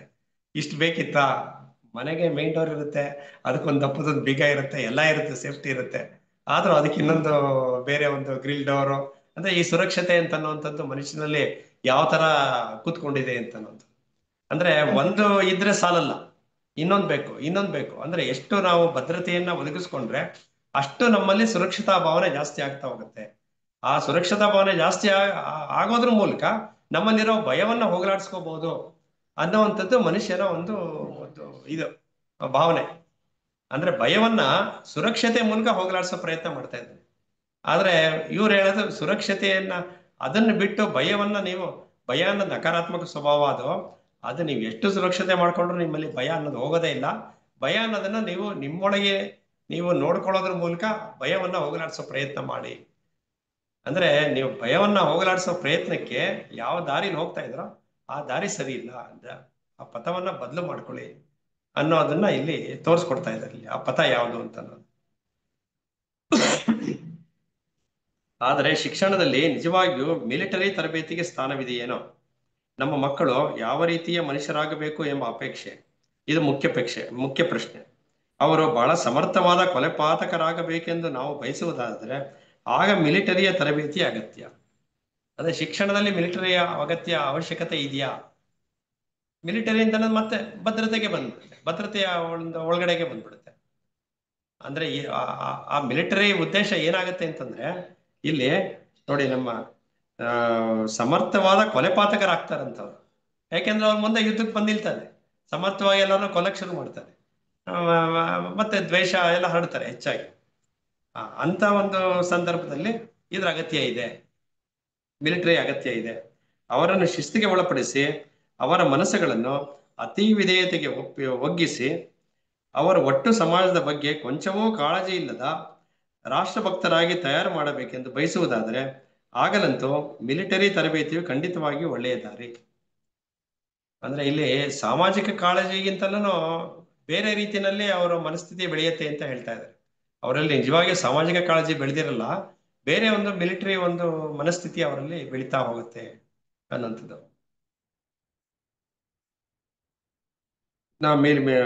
ಯುದ್ಧಗಳನ್ನು ಯೋಜಿಸುವುದು ಹಾಗೂ ನಡೆಸುವುದು ಮಿಲಿಟರಿ ಜನರಲ್ಗಳ ಕೆಲಸ. ನಮ್ಮ ನೆರೆಯವರೊಂದಿಗೆ ಸತತವಾಗಿ ಕಲಹ ನಿರತರಾಗಿರುವುದೇ ನಮ್ಮ ಗುರಿಯಾದರೆ ನಾವು ಮತ್ತಷ್ಟು ಜನರಲ್ಗಳನ್ನು ತಯಾರು ಮಾಡೋಣ.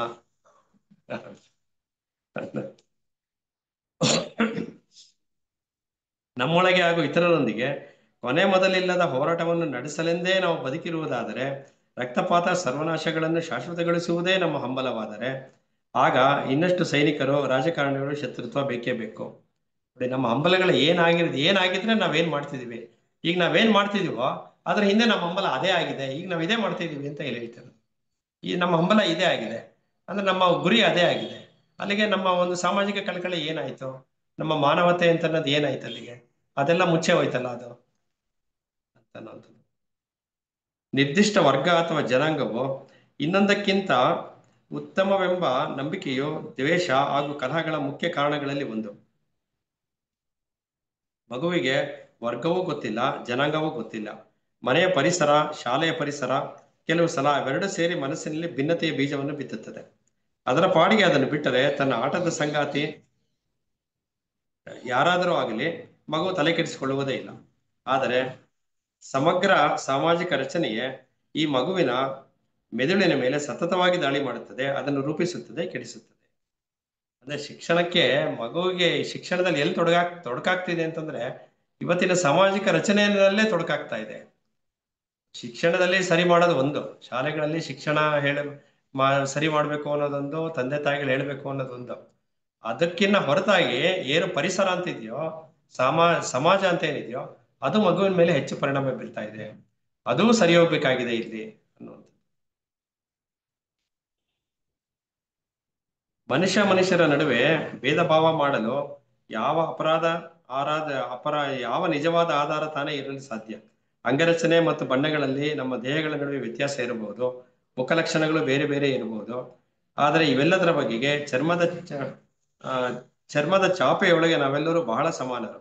ಅಮ್ಮು ಗಿಮ್ಮು, ಮಹತ್ವಾಕಾಂಕ್ಷೆ, ಮತ್ಸರ, ಹಿಂಸೆ, ಲೈಂಗಿಕತೆ, ಶಕ್ತಿ ಸಂಚಯದ ಹಂಬಲ, ಇವೆಲ್ಲದರಲ್ಲೂ ನಾವು, ನೀವು ಹಾಗೂ ಅವರು ಬೇರೆ ಬೇರೆ ಅಲ್ಲ. ಈ ಲೇಬರ್ಗಳನ್ನು ಕಿತ್ತು ಹಾಕಿ ನಾವೆಲ್ಲರೂ ನಮ್ಮ ಒಂದೇ ತನದಲ್ಲಿ ನಗ್ನರು. ಆದರೆ ನಮ್ಮ ಈ ನಗ್ನತೆಯನ್ನು ಎದುರಿಸುವ ಧೈರ್ಯವಿಲ್ಲ. ಆದ್ದರಿಂದ ನಮಗೆ ಲೇಬರ್ಗಳು ಬೇಕು ಹಾಗೆಂದು ನಾವು ಹಠ ಹಿಡಿಯುತ್ತೇವೆ. ಇದೆಲ್ಲವೂ ನಾವು ಇಷ್ಟೊಂದು ಅಪಕ್ವ, ಅಷ್ಟೊಂದು ಬಾಲಿಶ ಎಂದು ತೋರಿಸುತ್ತೇವೆ. ಅಂದ್ರೆ ನಮ್ಮ ಯೋಚನಾ ಲಹರಿ ಯಾವ ರೀತಿ ಎಲ್ಲರಲ್ಲೂ ಒಂದು ಬಾಲಿಶವಾಗಿರುತ್ತೆ ಅನ್ನೋದನ್ನ ವಿವರಿಸ್ತಾ ಇದ್ದಾರೆ. ನೋಡಿ, ಮಗುವನ್ನು ಯಾವುದೇ ಪೂರ್ವಾಗ್ರಹವಿಲ್ಲದೆ ಬೆಳೆಸಬೇಕಾದ್ರೆ ನಾವು ದೊಡ್ಡವರು ನಮ್ಮೊಳಗಿನ ಎಲ್ಲಾ ಪೂರ್ವಗ್ರಹಗಳನ್ನು ಕಿತ್ತು ಹಾಕಬೇಕು. ಅಂದ್ರೆ ಫಸ್ಟ್ ನಮ್ಮೊಳಗೆ ಕಿತ್ತಬೇಕು ಅಂತ. ಮನುಷ್ಯನಲ್ಲಿ ಬೆಳೆಸ್ಬೇಕು, ಪೂರ್ವಗ್ರಹದಿಂದ ಮಗುನ್ ಬೆಳೆಸ್ಬೇಕು ಅಂದ್ರೆ ಫಸ್ಟ್ ನಮ್ಮೊಳಗಿರೋ ಪೂರ್ವಗ್ರಹನ ಫಸ್ಟ್ ಕಿತ್ತಾಕ್ಬೇಕು. ಆಮೇಲೆ ಒಟ್ಟು ಪರಿಸರದಲ್ಲಿ ಅಡಗಿ ಕುಳಿತಿರುವ ಪೂರ್ವಗ್ರಹಗಳಿಗೆ ವಿಧೇಯ ಹೇಳಬೇಕು. ನೆಕ್ಸ್ಟ್ ಪರಿಸರ ಅಥವಾ ಸಮಾಜದಲ್ಲಿ ಏನಿದೆ ಪೂರ್ವಗ್ರಹಗಳು, ಅದಕ್ಕೆ ವಿದಾಯ ಹೇಳಬೇಕು. ಹಾಗೆಂದರೆ ನಾವೇ ಸೃಷ್ಟಿಸಿರುವ ಈ ಅರ್ಥಹೀನ ಸಮಾಜದ ಎಲ್ಲ ರಚನೆಗಳನ್ನು ಮುರಿದು ಹಾಕಬೇಕು. ಅದು ನಮ್ಮ ಕೈಲಿ ಸಾಧ್ಯನಾ? ಅದು ಸಾಧ್ಯ ಆದ್ರೆ ಮಾತ್ರ ನಾವು ಇವತ್ತಿಗೆ ಮಗುವಿಗೆ ಒಳ್ಳೆ ಶಿಕ್ಷಣ ಕೊಡಕ್ಕಾಗತ್ತೆ, ಒಳ್ಳೆ ಪರಿಸರ ಕೊಡಕ್ಕಾಗತ್ತೆ. ಅದನ್ನ ನಾವು ಯೋಚನೆ ಮಾಡಬೇಕಾಗಿದೆ.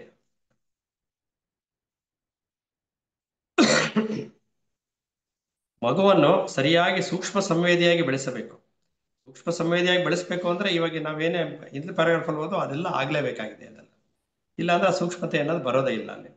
ಆಗ ಅದು ಮೂರ್ಖ ಪೂರ್ವಾಗ್ರಹಗಳನ್ನು ಮೀರಿ ನಿಲ್ಲುತ್ತದೆ.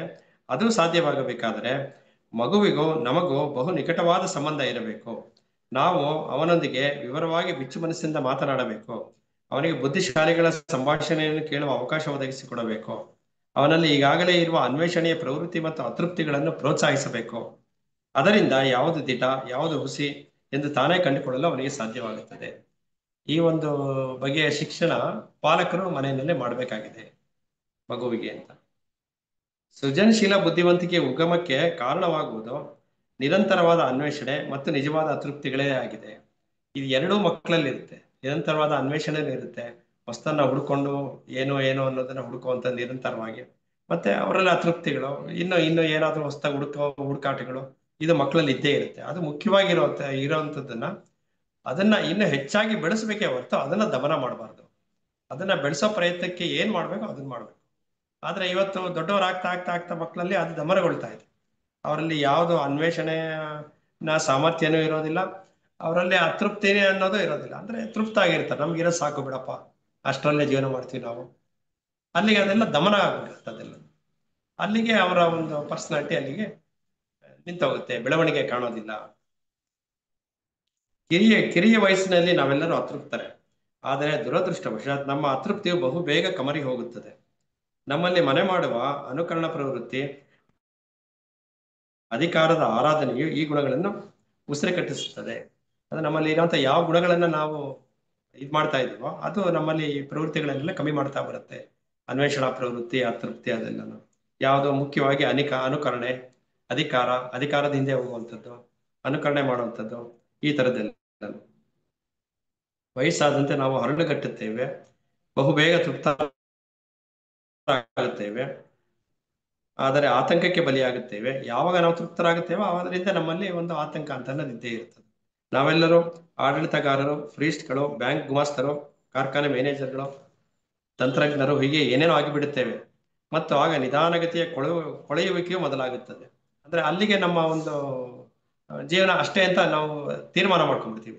ಅಲ್ಲಿಗೆ ನಾವು ತೃಪ್ತರಾಗ್ಬಿಡ್ತೀವಿ. ಯಾವುದೋ ಒಂದು ಕೆಲಸ ಸಿಕ್ತೋ, ಜೀವನ ಮಾಡಕ್ಕಾಗ್ತಾ ಇದೆ, ಯಾವಾಗ ನಾವು ತೃಪ್ತಿ ಅಂತ ಬರುತ್ತೋ ಅಲ್ಲಿ ಕೊಳೆಯುವಿಕೆ ಮೊದಲಾಗುತ್ತದೆ. ನಾವು ಅತೃಪ್ತತೆಯಿಂದ ನಮ್ಮ ಮನಸ್ಥಿತಿಯನ್ನ ಹೊಸ ಕಡೆಗೆ ತುಡಿತವನ್ನು ತೋರಿಸಲೇಬೇಕಾಗತ್ತೆ.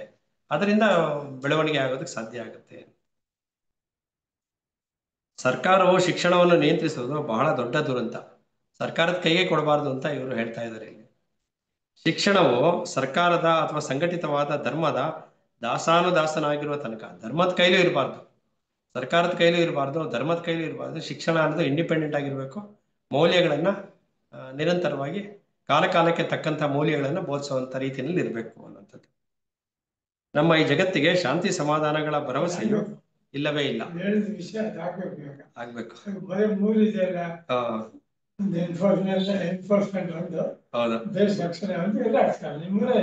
ಕರೆಕ್ಟ್.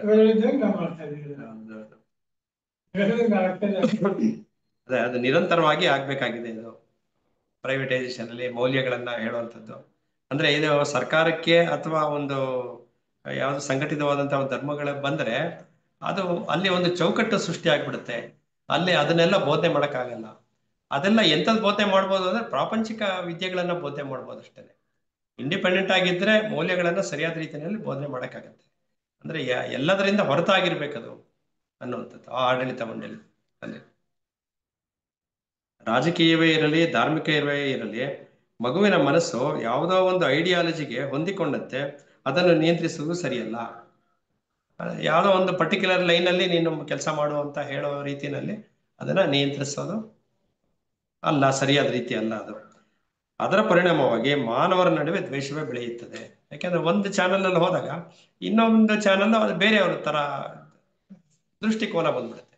ನಾವೇ ಬೇರೆ ಅವರೇ ಬೇರೆ ಅಂತ ದೃಷ್ಟಿಕೋನ ಬಂದ್ಬಿಡುತ್ತೆ. ಅದಕ್ಕೋಸ್ಕರ ಎಲ್ಲವನ್ನು ಸಮಗ್ರವಾಗಿ ನೋಡುವಂತ ಒಂದು ದೃಷ್ಟಿಕೋನನ ಬೆಳೆಸ್ಕೊಳ್ಳುವಂತ ಒಂದು ಮನಸ್ಥಿತಿಯನ್ನ ಬರೋ ಹಾಗೆ ಮಾಡ್ಬೇಕು. ನೀವು ನ್ಯೂಜಿಲೆಂಡಿನ ಪ್ರಜೆಯಾಗಿ ಮತ್ತು ನಾನು ಹಿಂದೂ ಆಗಿರುವ ತನಕ, ಆಕ್ಚುಲಿ ಇದು ನ್ಯೂಜಿಲೆಂಡ್ ಅಲ್ಲಿ ಕೊಡ್ತಿದ್ದಂತ ಒಂದು ಸ್ಪೀಚ್ ಇರ್ಬೇಕಿದು. ಅದಕ್ಕೋಸ್ಕರ ಅವ್ರನ್ನ ಉದ್ದೇಶ ಹೇಳ್ತಾ ಇದ್ದಾರೆ ಅವರು. ನೀವು ನ್ಯೂಜಿಲೆಂಡಿನ ಪ್ರಜೆಯಾಗಿ ಮತ್ತು ನಾನು ಹಿಂದೂ ಆಗಿರುವ ತನಕ ಮನುಕುಲದ ಐಕ್ಯದ ಬಗ್ಗೆ ಮಾತನಾಡೋದು ಅಸಂಗತ. ಒಂದು ವಿಶ್ವ ಐಕ್ಯತೆ ಬಗ್ಗೆ ಮಾತಾಡುವಾಗ ಎಲ್ಲರೂ ಒಂದೇ ಅಂತ ಹೇಳೋ ಪ್ರಯತ್ನ, ನೀವು ನ್ಯೂಜಿಲೆಂಡು ನಾನು ಇಂಡಿಯನ್ ಅಂತ ಹೇಳೋದನ್ನ ಹೊರತಾಗಿರ್ಬೇಕು. ಎಲ್ಲರೂ ಮಾನವರು ಅನ್ನೋಂಥ ಒಂದು ದೃಷ್ಟಿಕೋನ ಬೆಳೆಸ್ಕೋಬೇಕು ಅನ್ನುವಂಥದ್ದು. ಅದಕ್ಕೆ ದೇಶ ಪ್ರೇಮ ಅನ್ನೋದು ಬೇಡ ಅಂತ ಇವರು ಮೊದಲಿಂದ ಹೇಳ್ತಾರೆ.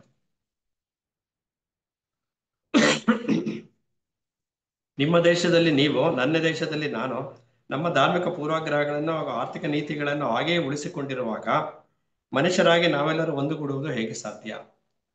ಅದೆಲ್ಲನೂ ಒಂದೇ ಆಗ್ಬೇಕು ಎಲ್ಲನೂ ಅನ್ನೋದು.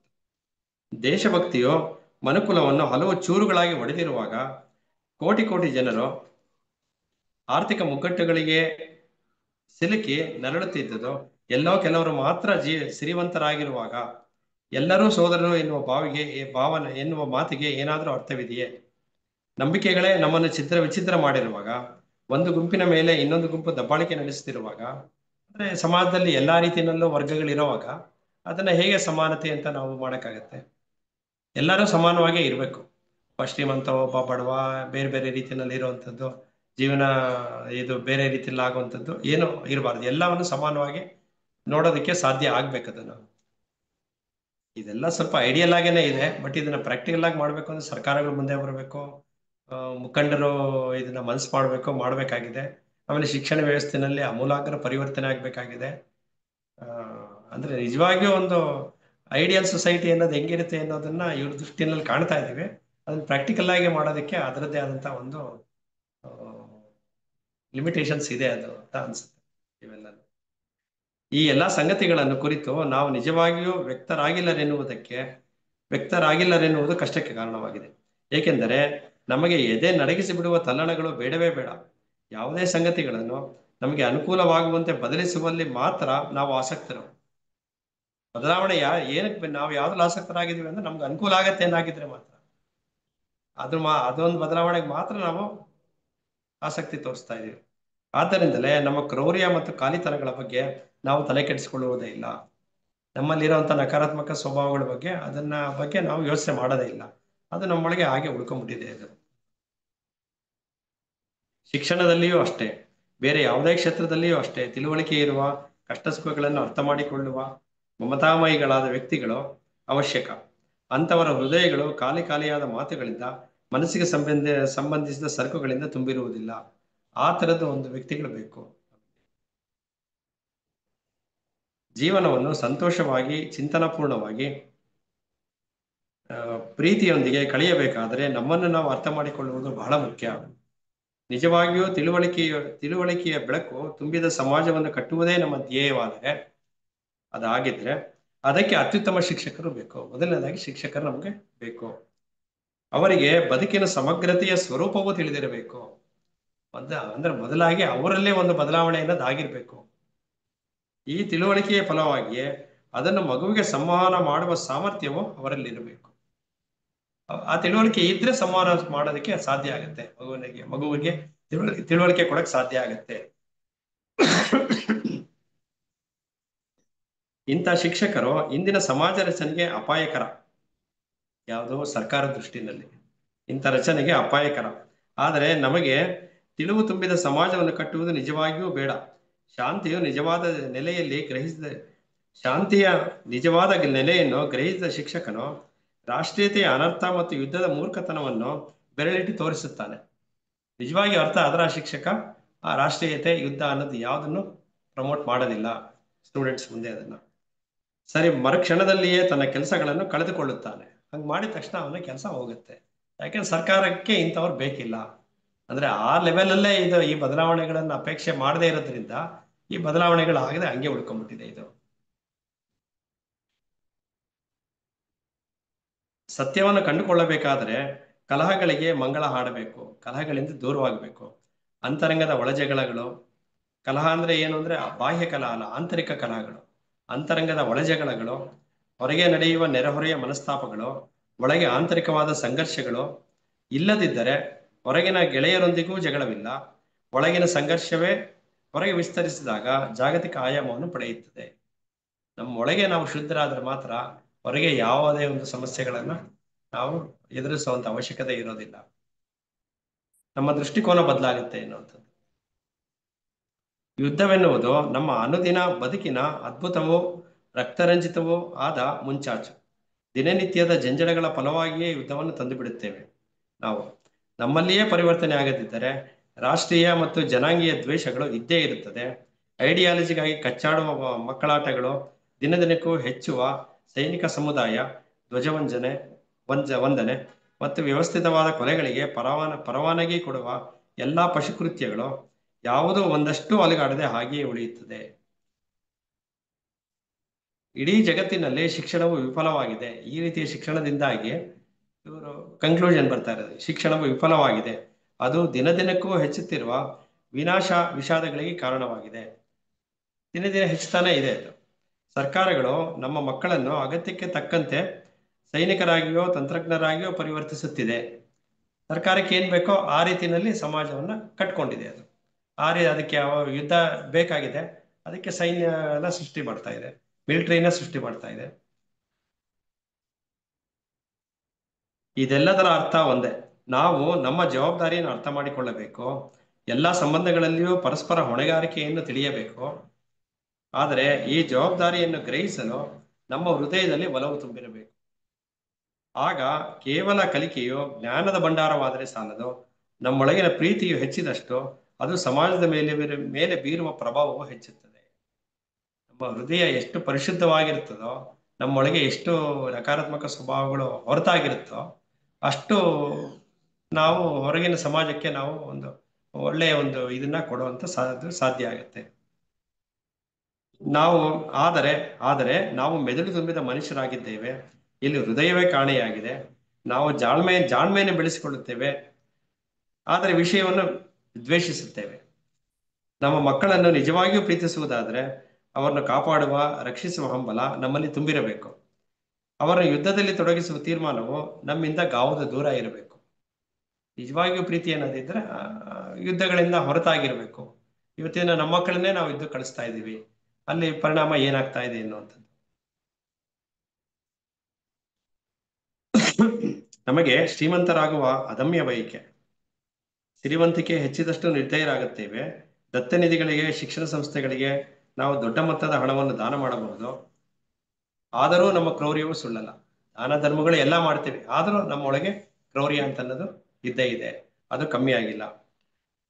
ನಮ್ಮ ಬೇಟೆಯನ್ನು ಲೂಟಿ ಮಾಡಿ ಅದರಲ್ಲಿ ಒಂದು ಭಾಗವನ್ನು ಉದಾರವಾಗಿ ಹಿಂದಿರುಗಿಸುತ್ತೇವೆ. ನಾವು ಮಾಡ್ತಿರೋ ದಾನ ಅಂತ ಅನ್ನೋದು ಏನು ಅಂತಂದ್ರೆ ಈ ತರ ಅದು. ಇದನ್ನು ಉದಾರ ದಾನವೆಂದು ಕರೆಯುತ್ತೇವೆ. ನಾವು ಎಂಥ ಅನಾಹುತವನ್ನು ಮಾಡುತ್ತಿದ್ದೇವೆ ಎನ್ನುವುದೇ ನಮಗೆ ತಿಳಿದಿಲ್ಲ. ನಮ್ಮಲ್ಲಿ ಬಹುಸಂಖ್ಯಾತರು ಪ್ರತಿಯೊಂದು ದಿನವೂ ಆದಷ್ಟು ವೇಗವಾಗಿ ಆದಷ್ಟು ಅರ್ಥರಹಿತವಾಗಿ ಕಳೆಯುತ್ತಿದ್ದೇವೆ.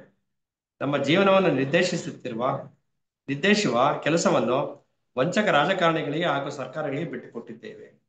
ಅವರು ಯಾವ ರೀತಿ ನಿರ್ದೇಶಿಸ್ತಿದ್ದಾರೋ ಆ ರೀತಿ ನಮ್ಮ ಜೀವನ ನಡೀತಾ ಇದೆ. ಜೀವನ ಮಾತ್ರ ಫಾಸ್ಟ್ ಆಗಿ ಹೋಗ್ತಾ ಇದೆ, ಆದ್ರೆ ಅದರಲ್ಲಿ ಯಾವುದೇ ಒಂದು ಶುದ್ಧತೆ ಅನ್ನೋದು ಇಲ್ಲ ಅನ್ನೋದು. ಅರ್ಥರಹಿತವಾಗಿ ಕಳೀತಿದ್ದೇವೆ ನಾವು ಅಂತ.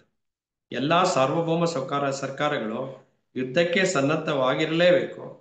ಈ ಮಾತಿಗೆ ನನ್ನ ಸ್ವಂತ ಸರ್ಕಾರವೂ ಅಪವಾದವಲ್ಲ.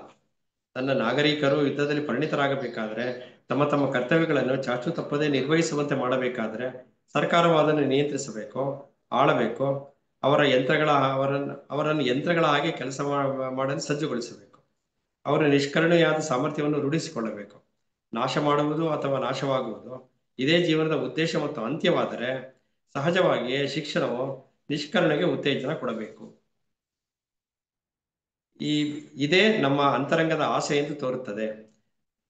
ಏಕೆಂದರೆ ಯಶಸ್ಸಿನ ಆರಾಧನೆ ಮತ್ತು ನಿಷ್ಕರುಣೆಗಳು ಎಡೆಬಿಡದ ಸಂಗತಿಗಳು.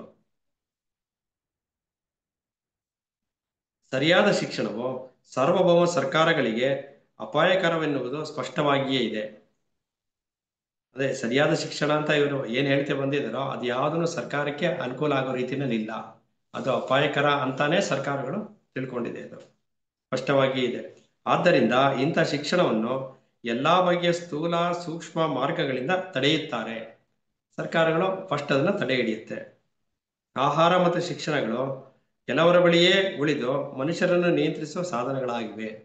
ಕೆಲವರ ಬಳಿ ಮಾತ್ರ ಇದೆ, ಎಲ್ಲರ ಬಳಿ ಇಲ್ಲ. ಇದು ಎಡಪಂಥೀಯವೇ ಇರಲಿ ಬಲಪಂಥೀಯವೇ ಇರಲಿ, ಸರ್ಕಾರಗಳಿಗೆ ಈ ಬಗ್ಗೆ ಕಾಳಜಿ ಇಲ್ಲ. ನಾವು ಮದ್ದುಗುಂಡುಗಳನ್ನು ಅಂತೆಯೇ ವ್ಯಾಪಾರ ಸಾಮಗ್ರಿಗಳನ್ನು ತಯಾರಿಸುವ ಸಮರ್ಥ ಯಂತ್ರಗಳಾಗಿರುವ ತನಕ ಅವುಗಳಿಗೆ ಚಿಂತೆ ಇಲ್ಲ. ಅದು ನಡೀತಾ ಇದ್ರೆ ಸರ್ಕಾರಗಳು ಅದ್ರ ಪಾಡಿಗೆ ಅದು ನಡ್ಕೊಂಡು ಹೋಗ್ತಾ ಇರುತ್ತೆ. ಇಂದು ಈ ಜಗತ್ತಿನ ಎಲ್ಲಾ ದೇಶಗಳಲ್ಲಿಯೂ ನಡೆಯುತ್ತಿರುವುದು ಇದೇ ವಿದ್ಯಮಾನ. ನಾಗರಿಕರೋ ಶಿಕ್ಷಕರೋ ಆಗಿರುವ ನಾವು ಈ ಸರ್ಕಾರಗಳ ವರ್ತನೆಗೆ ಜವಾಬ್ದಾರರು. ಆದರೆ ನಮ್ಮ ಸಂಗತಿಗಳನ್ನು ಕುರಿತು ಮೂಲಭೂತವಾದ ಕಾಳಜಿಯೇ ಇಲ್ಲ. ಸ್ವಾತಂತ್ರ್ಯವಿದ್ದರೂ ಅಷ್ಟೇ, ಗುಲಾಮಗಿರಿ ಇದ್ದರೂ ಅಷ್ಟೇ. ಶಾಂತಿ ಇದ್ದರೇನು, ಯುದ್ಧವಾದರೇನು, ಮನುಷ್ಯನ ಯೋಗಕ್ಷೇಮ ಅಥವಾ ಕಷ್ಟ ಕಾರ್ಪಣ್ಯ ಎರಡೂ ಒಂದೇ ನಮಗೆ.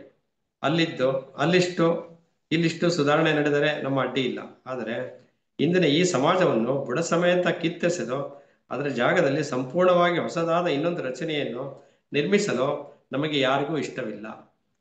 ನಮಗೆ ಅಂದ್ರೆ ನಾವು ಸರ್ಕಾರದಿಂದ ನಿಯಂತ್ರಿತರಾಗಿದ್ದೇವೆ, ಹಂಗಾಗಿ ಅದು ಇಷ್ಟ ಇಲ್ಲ.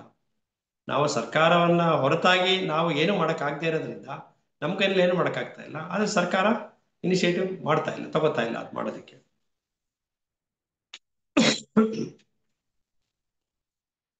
ಇನ್ನೊಂದು ಕಡೆ ಹಿಂಸಾತ್ಮಕವಾದ ಕ್ರಾಂತಿಯನ್ನು ಆಗು ಮಾಡಲು ಪ್ರಯತ್ನಿಸುವ ಜನರು ಇದ್ದಾರೆ. ಈಗ ಇರುವ ಸಾಮಾಜಿಕ ರಚನೆಯನ್ನು ಸಮಸ್ತ ಸಂಘರ್ಷಗಳು, ಗೊಂದಲಗಳು ಹಾಗೂ ದುಗುಡಗಳೊಂದಿಗೆ ನಿರ್ಮಿಸಲು ನೆರವು ನೀಡಿದವರು ಇವರೇ. ಈಗ ಇವರು ಪರಿಪೂರ್ಣವಾದ ಸಮಾಜವನ್ನು ರೂಪಿಸಲು ಬಯಸುತ್ತಾರೆ. ಇಂದಿನ ಈ ಸಮಾಜವನ್ನು ಅಸ್ತಿತ್ವಕ್ಕೆ ತಂದವರೇ ನಾವಾಗಿರುವಾಗ ಪರಿಪೂರ್ಣ ಸಮಾಜ ವ್ಯವಸ್ಥೆಗೆ ಮಾಡುವ ಸಾಮರ್ಥ್ಯ ನಮಗಿದೆಯೇನು? ಹಿಂಸೆಯ ನೆರವಿನಿಂದ ಶಾಂತಿಯನ್ನು ಸಾಧಿಸಬಹುದೆಂದು ಯೋಚಿಸುವುದು ಕೂಡ ಅಸಂಗತ. ಆದರೆ ಇವತ್ತಿನ ಸರ್ಕಾರ ಮಾಡ್ತಿರೋದು ಹಿಂಸೆಯ ಮೂಲಕ ಅದನ್ನ ತಡೆಯೋ ಪ್ರಯತ್ನ ಮಾಡ್ತಾ ಇದೆ. ಅದು ಇಂದ್ರಿಯಾನುಭವದ ಮೂಲಕ ಕಂಡುಕೊಂಡ ಮೌಲ್ಯಗಳ ಪ್ರಾಬಲ್ಯ ಮತ್ತು ವಿಸ್ತಾರಗಳು, ರಾಷ್ಟ್ರೀಯತೆ, ಆರ್ಥಿಕ ಗಡಿರೇಖೆಗಳು, ಸಾರ್ವಭೌಮ ಸರ್ಕಾರಗಳು ಮತ್ತು ದೇಶಭಕ್ತಿಯಂತಹ ವಿಷವಸ್ತುಗಳನ್ನು ಸೃಷ್ಟಿಸುತ್ತವೆ. ಇವೆಲ್ಲವೂ ಮನುಷ್ಯನ ನಡುವಿನ ಸಹಕಾರಗಳನ್ನು ಗಮನಿಸುವುದೇ ಇಲ್ಲ. ಅದ್ಯಾವುದು ಸರ್ಕಾರಕ್ಕೆ ಮುಖಕ್ಕೆ ಯೋಚನೆ ಇಲ್ಲ. ಎಂದರೆ ಸಮಾಜವನ್ನೇ ಹದಗೆಡಿಸುತ್ತದೆ, ಅದರ ಬಗ್ಗೆನೂ ಸರ್ಕಾರಕ್ಕೆ ಯೋಚನೆ ಇಲ್ಲ. ಸಮಾಜವೆಂದರೆ ನಮ್ಮ ಮತ್ತು ಇನ್ನೊಬ್ಬರ ನಡುವಿನ ಸಂಬಂಧ. ಈ ಸಂಬಂಧವನ್ನು ಯಾವುದೋ ಒಂದು ನೆಲೆಯಲ್ಲಿ ಅಲ್ಲ, ಆಳವಾಗಿ, ಸಂಪೂರ್ಣವಾಗಿ, ಸಮಗ್ರವಾಗಿ ತಿಳಿಯದೆ ಹೋದರೆ ಹಳೆಯ ಸಮಾಜ ರಚನೆಯೇ ಮತ್ತೆ ನಿರ್ಮಾಣವಾಗುವುದರಲ್ಲಿ ಯಾವ ಅನುಮಾನವೂ ಇಲ್ಲ. ಅಂದ್ರೆ ಅದೇ ಸಮಾಜ ರಚನೆ ಮುಂದುವರಿತಾ ಹೋಗುತ್ತೆ. ಹೆಚ್ಚೆಂದರೆ ಮೇಲಿನ ಅಲ್ಪ ಸ್ವಲ್ಪ ಬದಲಾವಣೆಗಳು ಆಗಬಹುದಷ್ಟೇ, ಅದರಿಂದ ಏನು ಪ್ರಯೋಜನ ಆಗೋದಿಲ್ಲ. ಪ್ರೀತಿ ಮತ್ತು ಬುದ್ಧಿಶಕ್ತಿಗಳು ಇರುವ ಕಡೆ ಮಾತ್ರವೇ ಪ್ರತಿಯೊಬ್ಬರಿಗೂ ಬಾಹ್ಯದ ಭದ್ರತೆ ದೊರೆಯುತ್ತದೆ. ಇದು ಎರಡು ಸಮಾನಾಂತರವಾಗಿ ಎಲ್ಲರಲ್ಲೂ ಇರುವಂತ ಪ್ರಯತ್ನ, ಗಳಿಸ್ಕೊಳ್ಳುವಂತ ಪ್ರಯತ್ನ ಮಾಡಬೇಕು. ಅದು ಅವರ ಪ್ರಯತ್ನದಿಂದ ಆಗತ್ತದು. ನಾವು ಸೃಷ್ಟಿಸಿರುವ ಜಗತ್ತಿನಲ್ಲಿ ಸಂಘರ್ಷ ಮತ್ತು ಗೊಂದಲಗಳೇ ತುಂಬಿ ಹೋಗಿದೆ. ದಿನ ಕಳೆದಂತೆ ಎಂಥವರಿಗೂ ಬಹಿರಂಗದ ಭದ್ರತೆ ಎನ್ನುವುದು ಅಸಾಧ್ಯವಾಗುತ್ತಿದೆ. ಅಂದ್ರೆ ಭದ್ರತೆ ಅನ್ನೋದು ಬಹಿರಂಗದಲ್ಲಿ ಅಸಾಧ್ಯವಾದಾಗ ನಾವು ಮಾನಸಿಕವಾಗಿ ಅಂತರಂಗದಲ್ಲಿ ನಾವು ಭದ್ರತೆಯನ್ನ ಸೃಷ್ಟಿಸಿಕೊಳ್ಳುವಂತ ಒಂದು ಪ್ರಯತ್ನ ಮಾಡಬೇಕು. ಅಂದ್ರೆ ಭಯದ ಹೊರತಾಗಿ ಬದುಕೋದನ್ನ ನಾವು ಕಲಿಬೇಕಾಗಿದೆ. ಈ ಸಂಗತಿಯು ಇಂದಿನ ಮತ್ತು ಹಿಂದಿನ ಶಿಕ್ಷಣ ವ್ಯವಸ್ಥೆಯು ಸಂಪೂರ್ಣವಾಗಿ ನಿರರ್ಥಕವಾಗಿದೆ ಎಂಬ ಸಂಗತಿಯನ್ನು ಸೂಚಿಸುತ್ತಿದೆ. ಪೋಷಕರು ಮತ್ತು ಶಿಕ್ಷಕರಾದ ನಾವು ಸಾಂಪ್ರದಾಯಿಕವಾದ ಆಲೋಚನಾ ಕ್ರಮದಿಂದ ಬಿಡಿಸಿಕೊಳ್ಳಬೇಕು. ಇದು ನಮ್ಮ ನೇರವಾದ ಹೊಣೆಗಾರಿಕೆ. ನಾವು ಕೇವಲ ತಜ್ಞರು ಮತ್ತು ಅವರ ಸಂಶೋಧನೆಗಳನ್ನು ಅವಲಂಬಿಸಿದರೆ ಸಾಲದು. ಯಾವುದೋ ಒಂದು ತಾಂತ್ರಿಕತೆಯಲ್ಲಿ ಗಳಿಸಿರುವ ಪರಿಣಿತಿಯು ನಮಗೆ ಒಂದು ಮಟ್ಟದ ಹಣ ಸಂಪಾದನೆಯ ಸಾಮರ್ಥ್ಯವನ್ನು ಕೊಟ್ಟಿದೆ. ನಮ್ಮಲ್ಲಿ ಅನೇಕರು ಈಗ ಇಲ್ಲಿರುವ ಸಮಾಜ ರಚನೆಯಲ್ಲಿಯೇ ತೃಪ್ತಿಯಾಗಿರುವುದಕ್ಕೆ ಇದೇ ಕಾರಣ. ಆದರೆ ನಿಜವಾದ ಶಿಕ್ಷಕನು ಕೇವಲ ಸರಿಯಾದ ಶಿಕ್ಷಣ, ಸರಿಯಾದ ಜೀವನ ಮತ್ತು ಸರಿಯಾದ ಜೀವನ ನಿರ್ವಹಣೆಯಲ್ಲಿ ಆಸಕ್ತನಾಗಿರುತ್ತಾನೆ. ಈ ವಿಷಯದಲ್ಲಿ ನಾವು ಬೇಜವಾಬ್ದಾರಿಯನ್ನು ತೋರಿದಷ್ಟು ಸರ್ಕಾರದ ಅತಿಕ್ರಮಣವು ಜಾಸ್ತಿ ಆಗುತ್ತದೆ. ಅಂದ್ರೆ ನಮಗೆ ಆಸಕ್ತಿ ಇಲ್ಲ ಈ ವಿಚಾರದಲ್ಲಿ ಅಂತಂದ್ರೆ ಸರ್ಕಾರ ಇನಿಷಿಯೇಟಿವ್ ತಗೊಳ್ಳೋದೇ ಇಲ್ಲ. ನಮ್ಗೆ ಆಸಕ್ತಿ ಇದ್ದೇನೆ ಸರ್ಕಾರ ತಗೊಳ್ಳೋದಕ್ಕೆ ರೆಡಿ ಇಲ್ಲ. ಇನ್ನು ನಾವು ಇದ್ರ ಬಗ್ಗೆ ಯಾವ ಸರಿ ತೋರಲಿಲ್ಲ ಅಂತಂದ್ರೆ ಸರ್ಕಾರಕ್ಕೆ ಇದು ಬೇಕಾಗೇ ಇಲ್ಲ ಅದು ಅನ್ನೋದು. ಇದಕ್ಕಿಂತ ಹೆಚ್ಚು ಅಪಾಯಕಾರಿಯಾದ ಇನ್ನೊಂದು ಆಪತ್ತು ಹತ್ತಿರ ಬರುತ್ತಿದೆ. ನಮ್ಮಲ್ಲಿ ಬಹುಪಾಲು ಜನರು ಈ ಬಗ್ಗೆ ಏನೂ ಮಾಡುತ್ತಿಲ್ಲ. ನಾವು ಪ್ರತಿಯೊಂದು ಹೊಸ ದಿನವನ್ನು ಚಾಚೂ ತಪ್ಪದೆ ಅದರ ಹಿಂದಿನ ದಿನದಂತೆಯೇ ಕಳೆಯುತ್ತೇವೆ. ನಾವು ಹೊಸದಾಗಿ ಯಾವುದೇ ಒಂದು ಯೋಚನೆಗಳಲ್ಲಿ ನಮ್ಮಲ್ಲಿ ಇಲ್ಲ. ಹೊಸ ಯೋಚನೆ, ಹೊಸದಾಗಿ ನೋಡುವಂಥದ್ದು, ಹೊಸ ನೋಟ ಯಾವುದೂ ಇಲ್ಲ. ಹಿಂದಿನ ದಿನದಂತೆಯೇ ಇವತ್ತು ಕಳಿತೇವೆ, ಇವತ್ತಂತೆ ನಾಳೆನೂ ಕಳಿತೇವೆ. ನಾವು ಅಂಟಿಸಿಕೊಂಡಿರುವ ಹಲವು ತಪ್ಪು ಮೌಲ್ಯಗಳನ್ನು ಕಿತ್ತೆಸೆದು ಎಲ್ಲವನ್ನೂ ಹೊಸದಾಗಿ ಮಾಡಲು ನಮಗೆ ಇಷ್ಟವಿಲ್ಲ. ನಾವು ಮಾಡಬಯಸುವುದು ಕೇವಲ ಅರಕುಮುರುಕು ರಿಪೇರಿಗಳನ್ನು, ಅರೆಬರೆ ಸುಧಾರಣೆಗಳನ್ನು. ಇವು ನಮ್ಮನ್ನು ಇನ್ನಷ್ಟು ಸುಧಾರಣೆಗಳನ್ನು ಬಯಸುವ ಹೊಸ ಸಮಸ್ಯೆಗಳ ಕಡೆಗೆ ಕರೆದೊಯ್ಯುತ್ತದೆ. ಆದರೆ ಈಗ ಕಟ್ಟಡವೇ ಕುಸಿದು ಬೀಳುತ್ತಿದೆ, ಗೋಡೆಗಳು ಮುರಿದು ಹೋಗುತ್ತಿದೆ, ಬೆಂಕಿಯು ಎಲ್ಲವನ್ನೂ ನಾಶಪಡಿಸುತ್ತಿದೆ. ನಾವು ಆ ಮನೆಯನ್ನು ಸಂಪೂರ್ಣವಾಗಿ ತೊರೆದು ಹೊಸ ನೆಲದ ಮೇಲೆ ಹೊಸ ಮನೆಯನ್ನು ಕಟ್ಟಬೇಕು. ಇದಕ್ಕೆ ಬೇರೆ ತಳಹದಿ ಇರುತ್ತದೆ, ಅಲ್ಲಿ ಹೊಸ ಮೌಲ್ಯಗಳು ಇರುತ್ತದೆ. ಅದು ಕಟ್ಟಕ್ಕೆ ಸಾಧ್ಯ ಆದ್ರೆ ಹೊಸ ಮೌಲ್ಯಗಳೊಂದಿಗೆ ಹೊಸ ತಳಹದಿಯೊಂದಿಗೆ ಕಟ್ಟಬೇಕಾಗಿದೆ. ಈಗ ನಾವು ತಾಂತ್ರಿಕ ಜ್ಞಾನವನ್ನು ಸಂಪೂರ್ಣವಾಗಿ ಕೈ ಬಿಡಲು ಸಾಧ್ಯವಿಲ್ಲ. ತಾಂತ್ರಿಕ ಜ್ಞಾನ ಸರ್ಕಾರದಿಂದ ಸಿಗ್ತಾ ಇದೆ, ಅದನ್ನ ಕೈ ಬಿಡಲು ಸಾಧ್ಯವಿಲ್ಲ. ಅದನ್ನ ನಾವು ವಿರೋಧ ಮಾಡಕ್ಕಾಗಲ್ಲ, ಅದು ಬೇಕದು.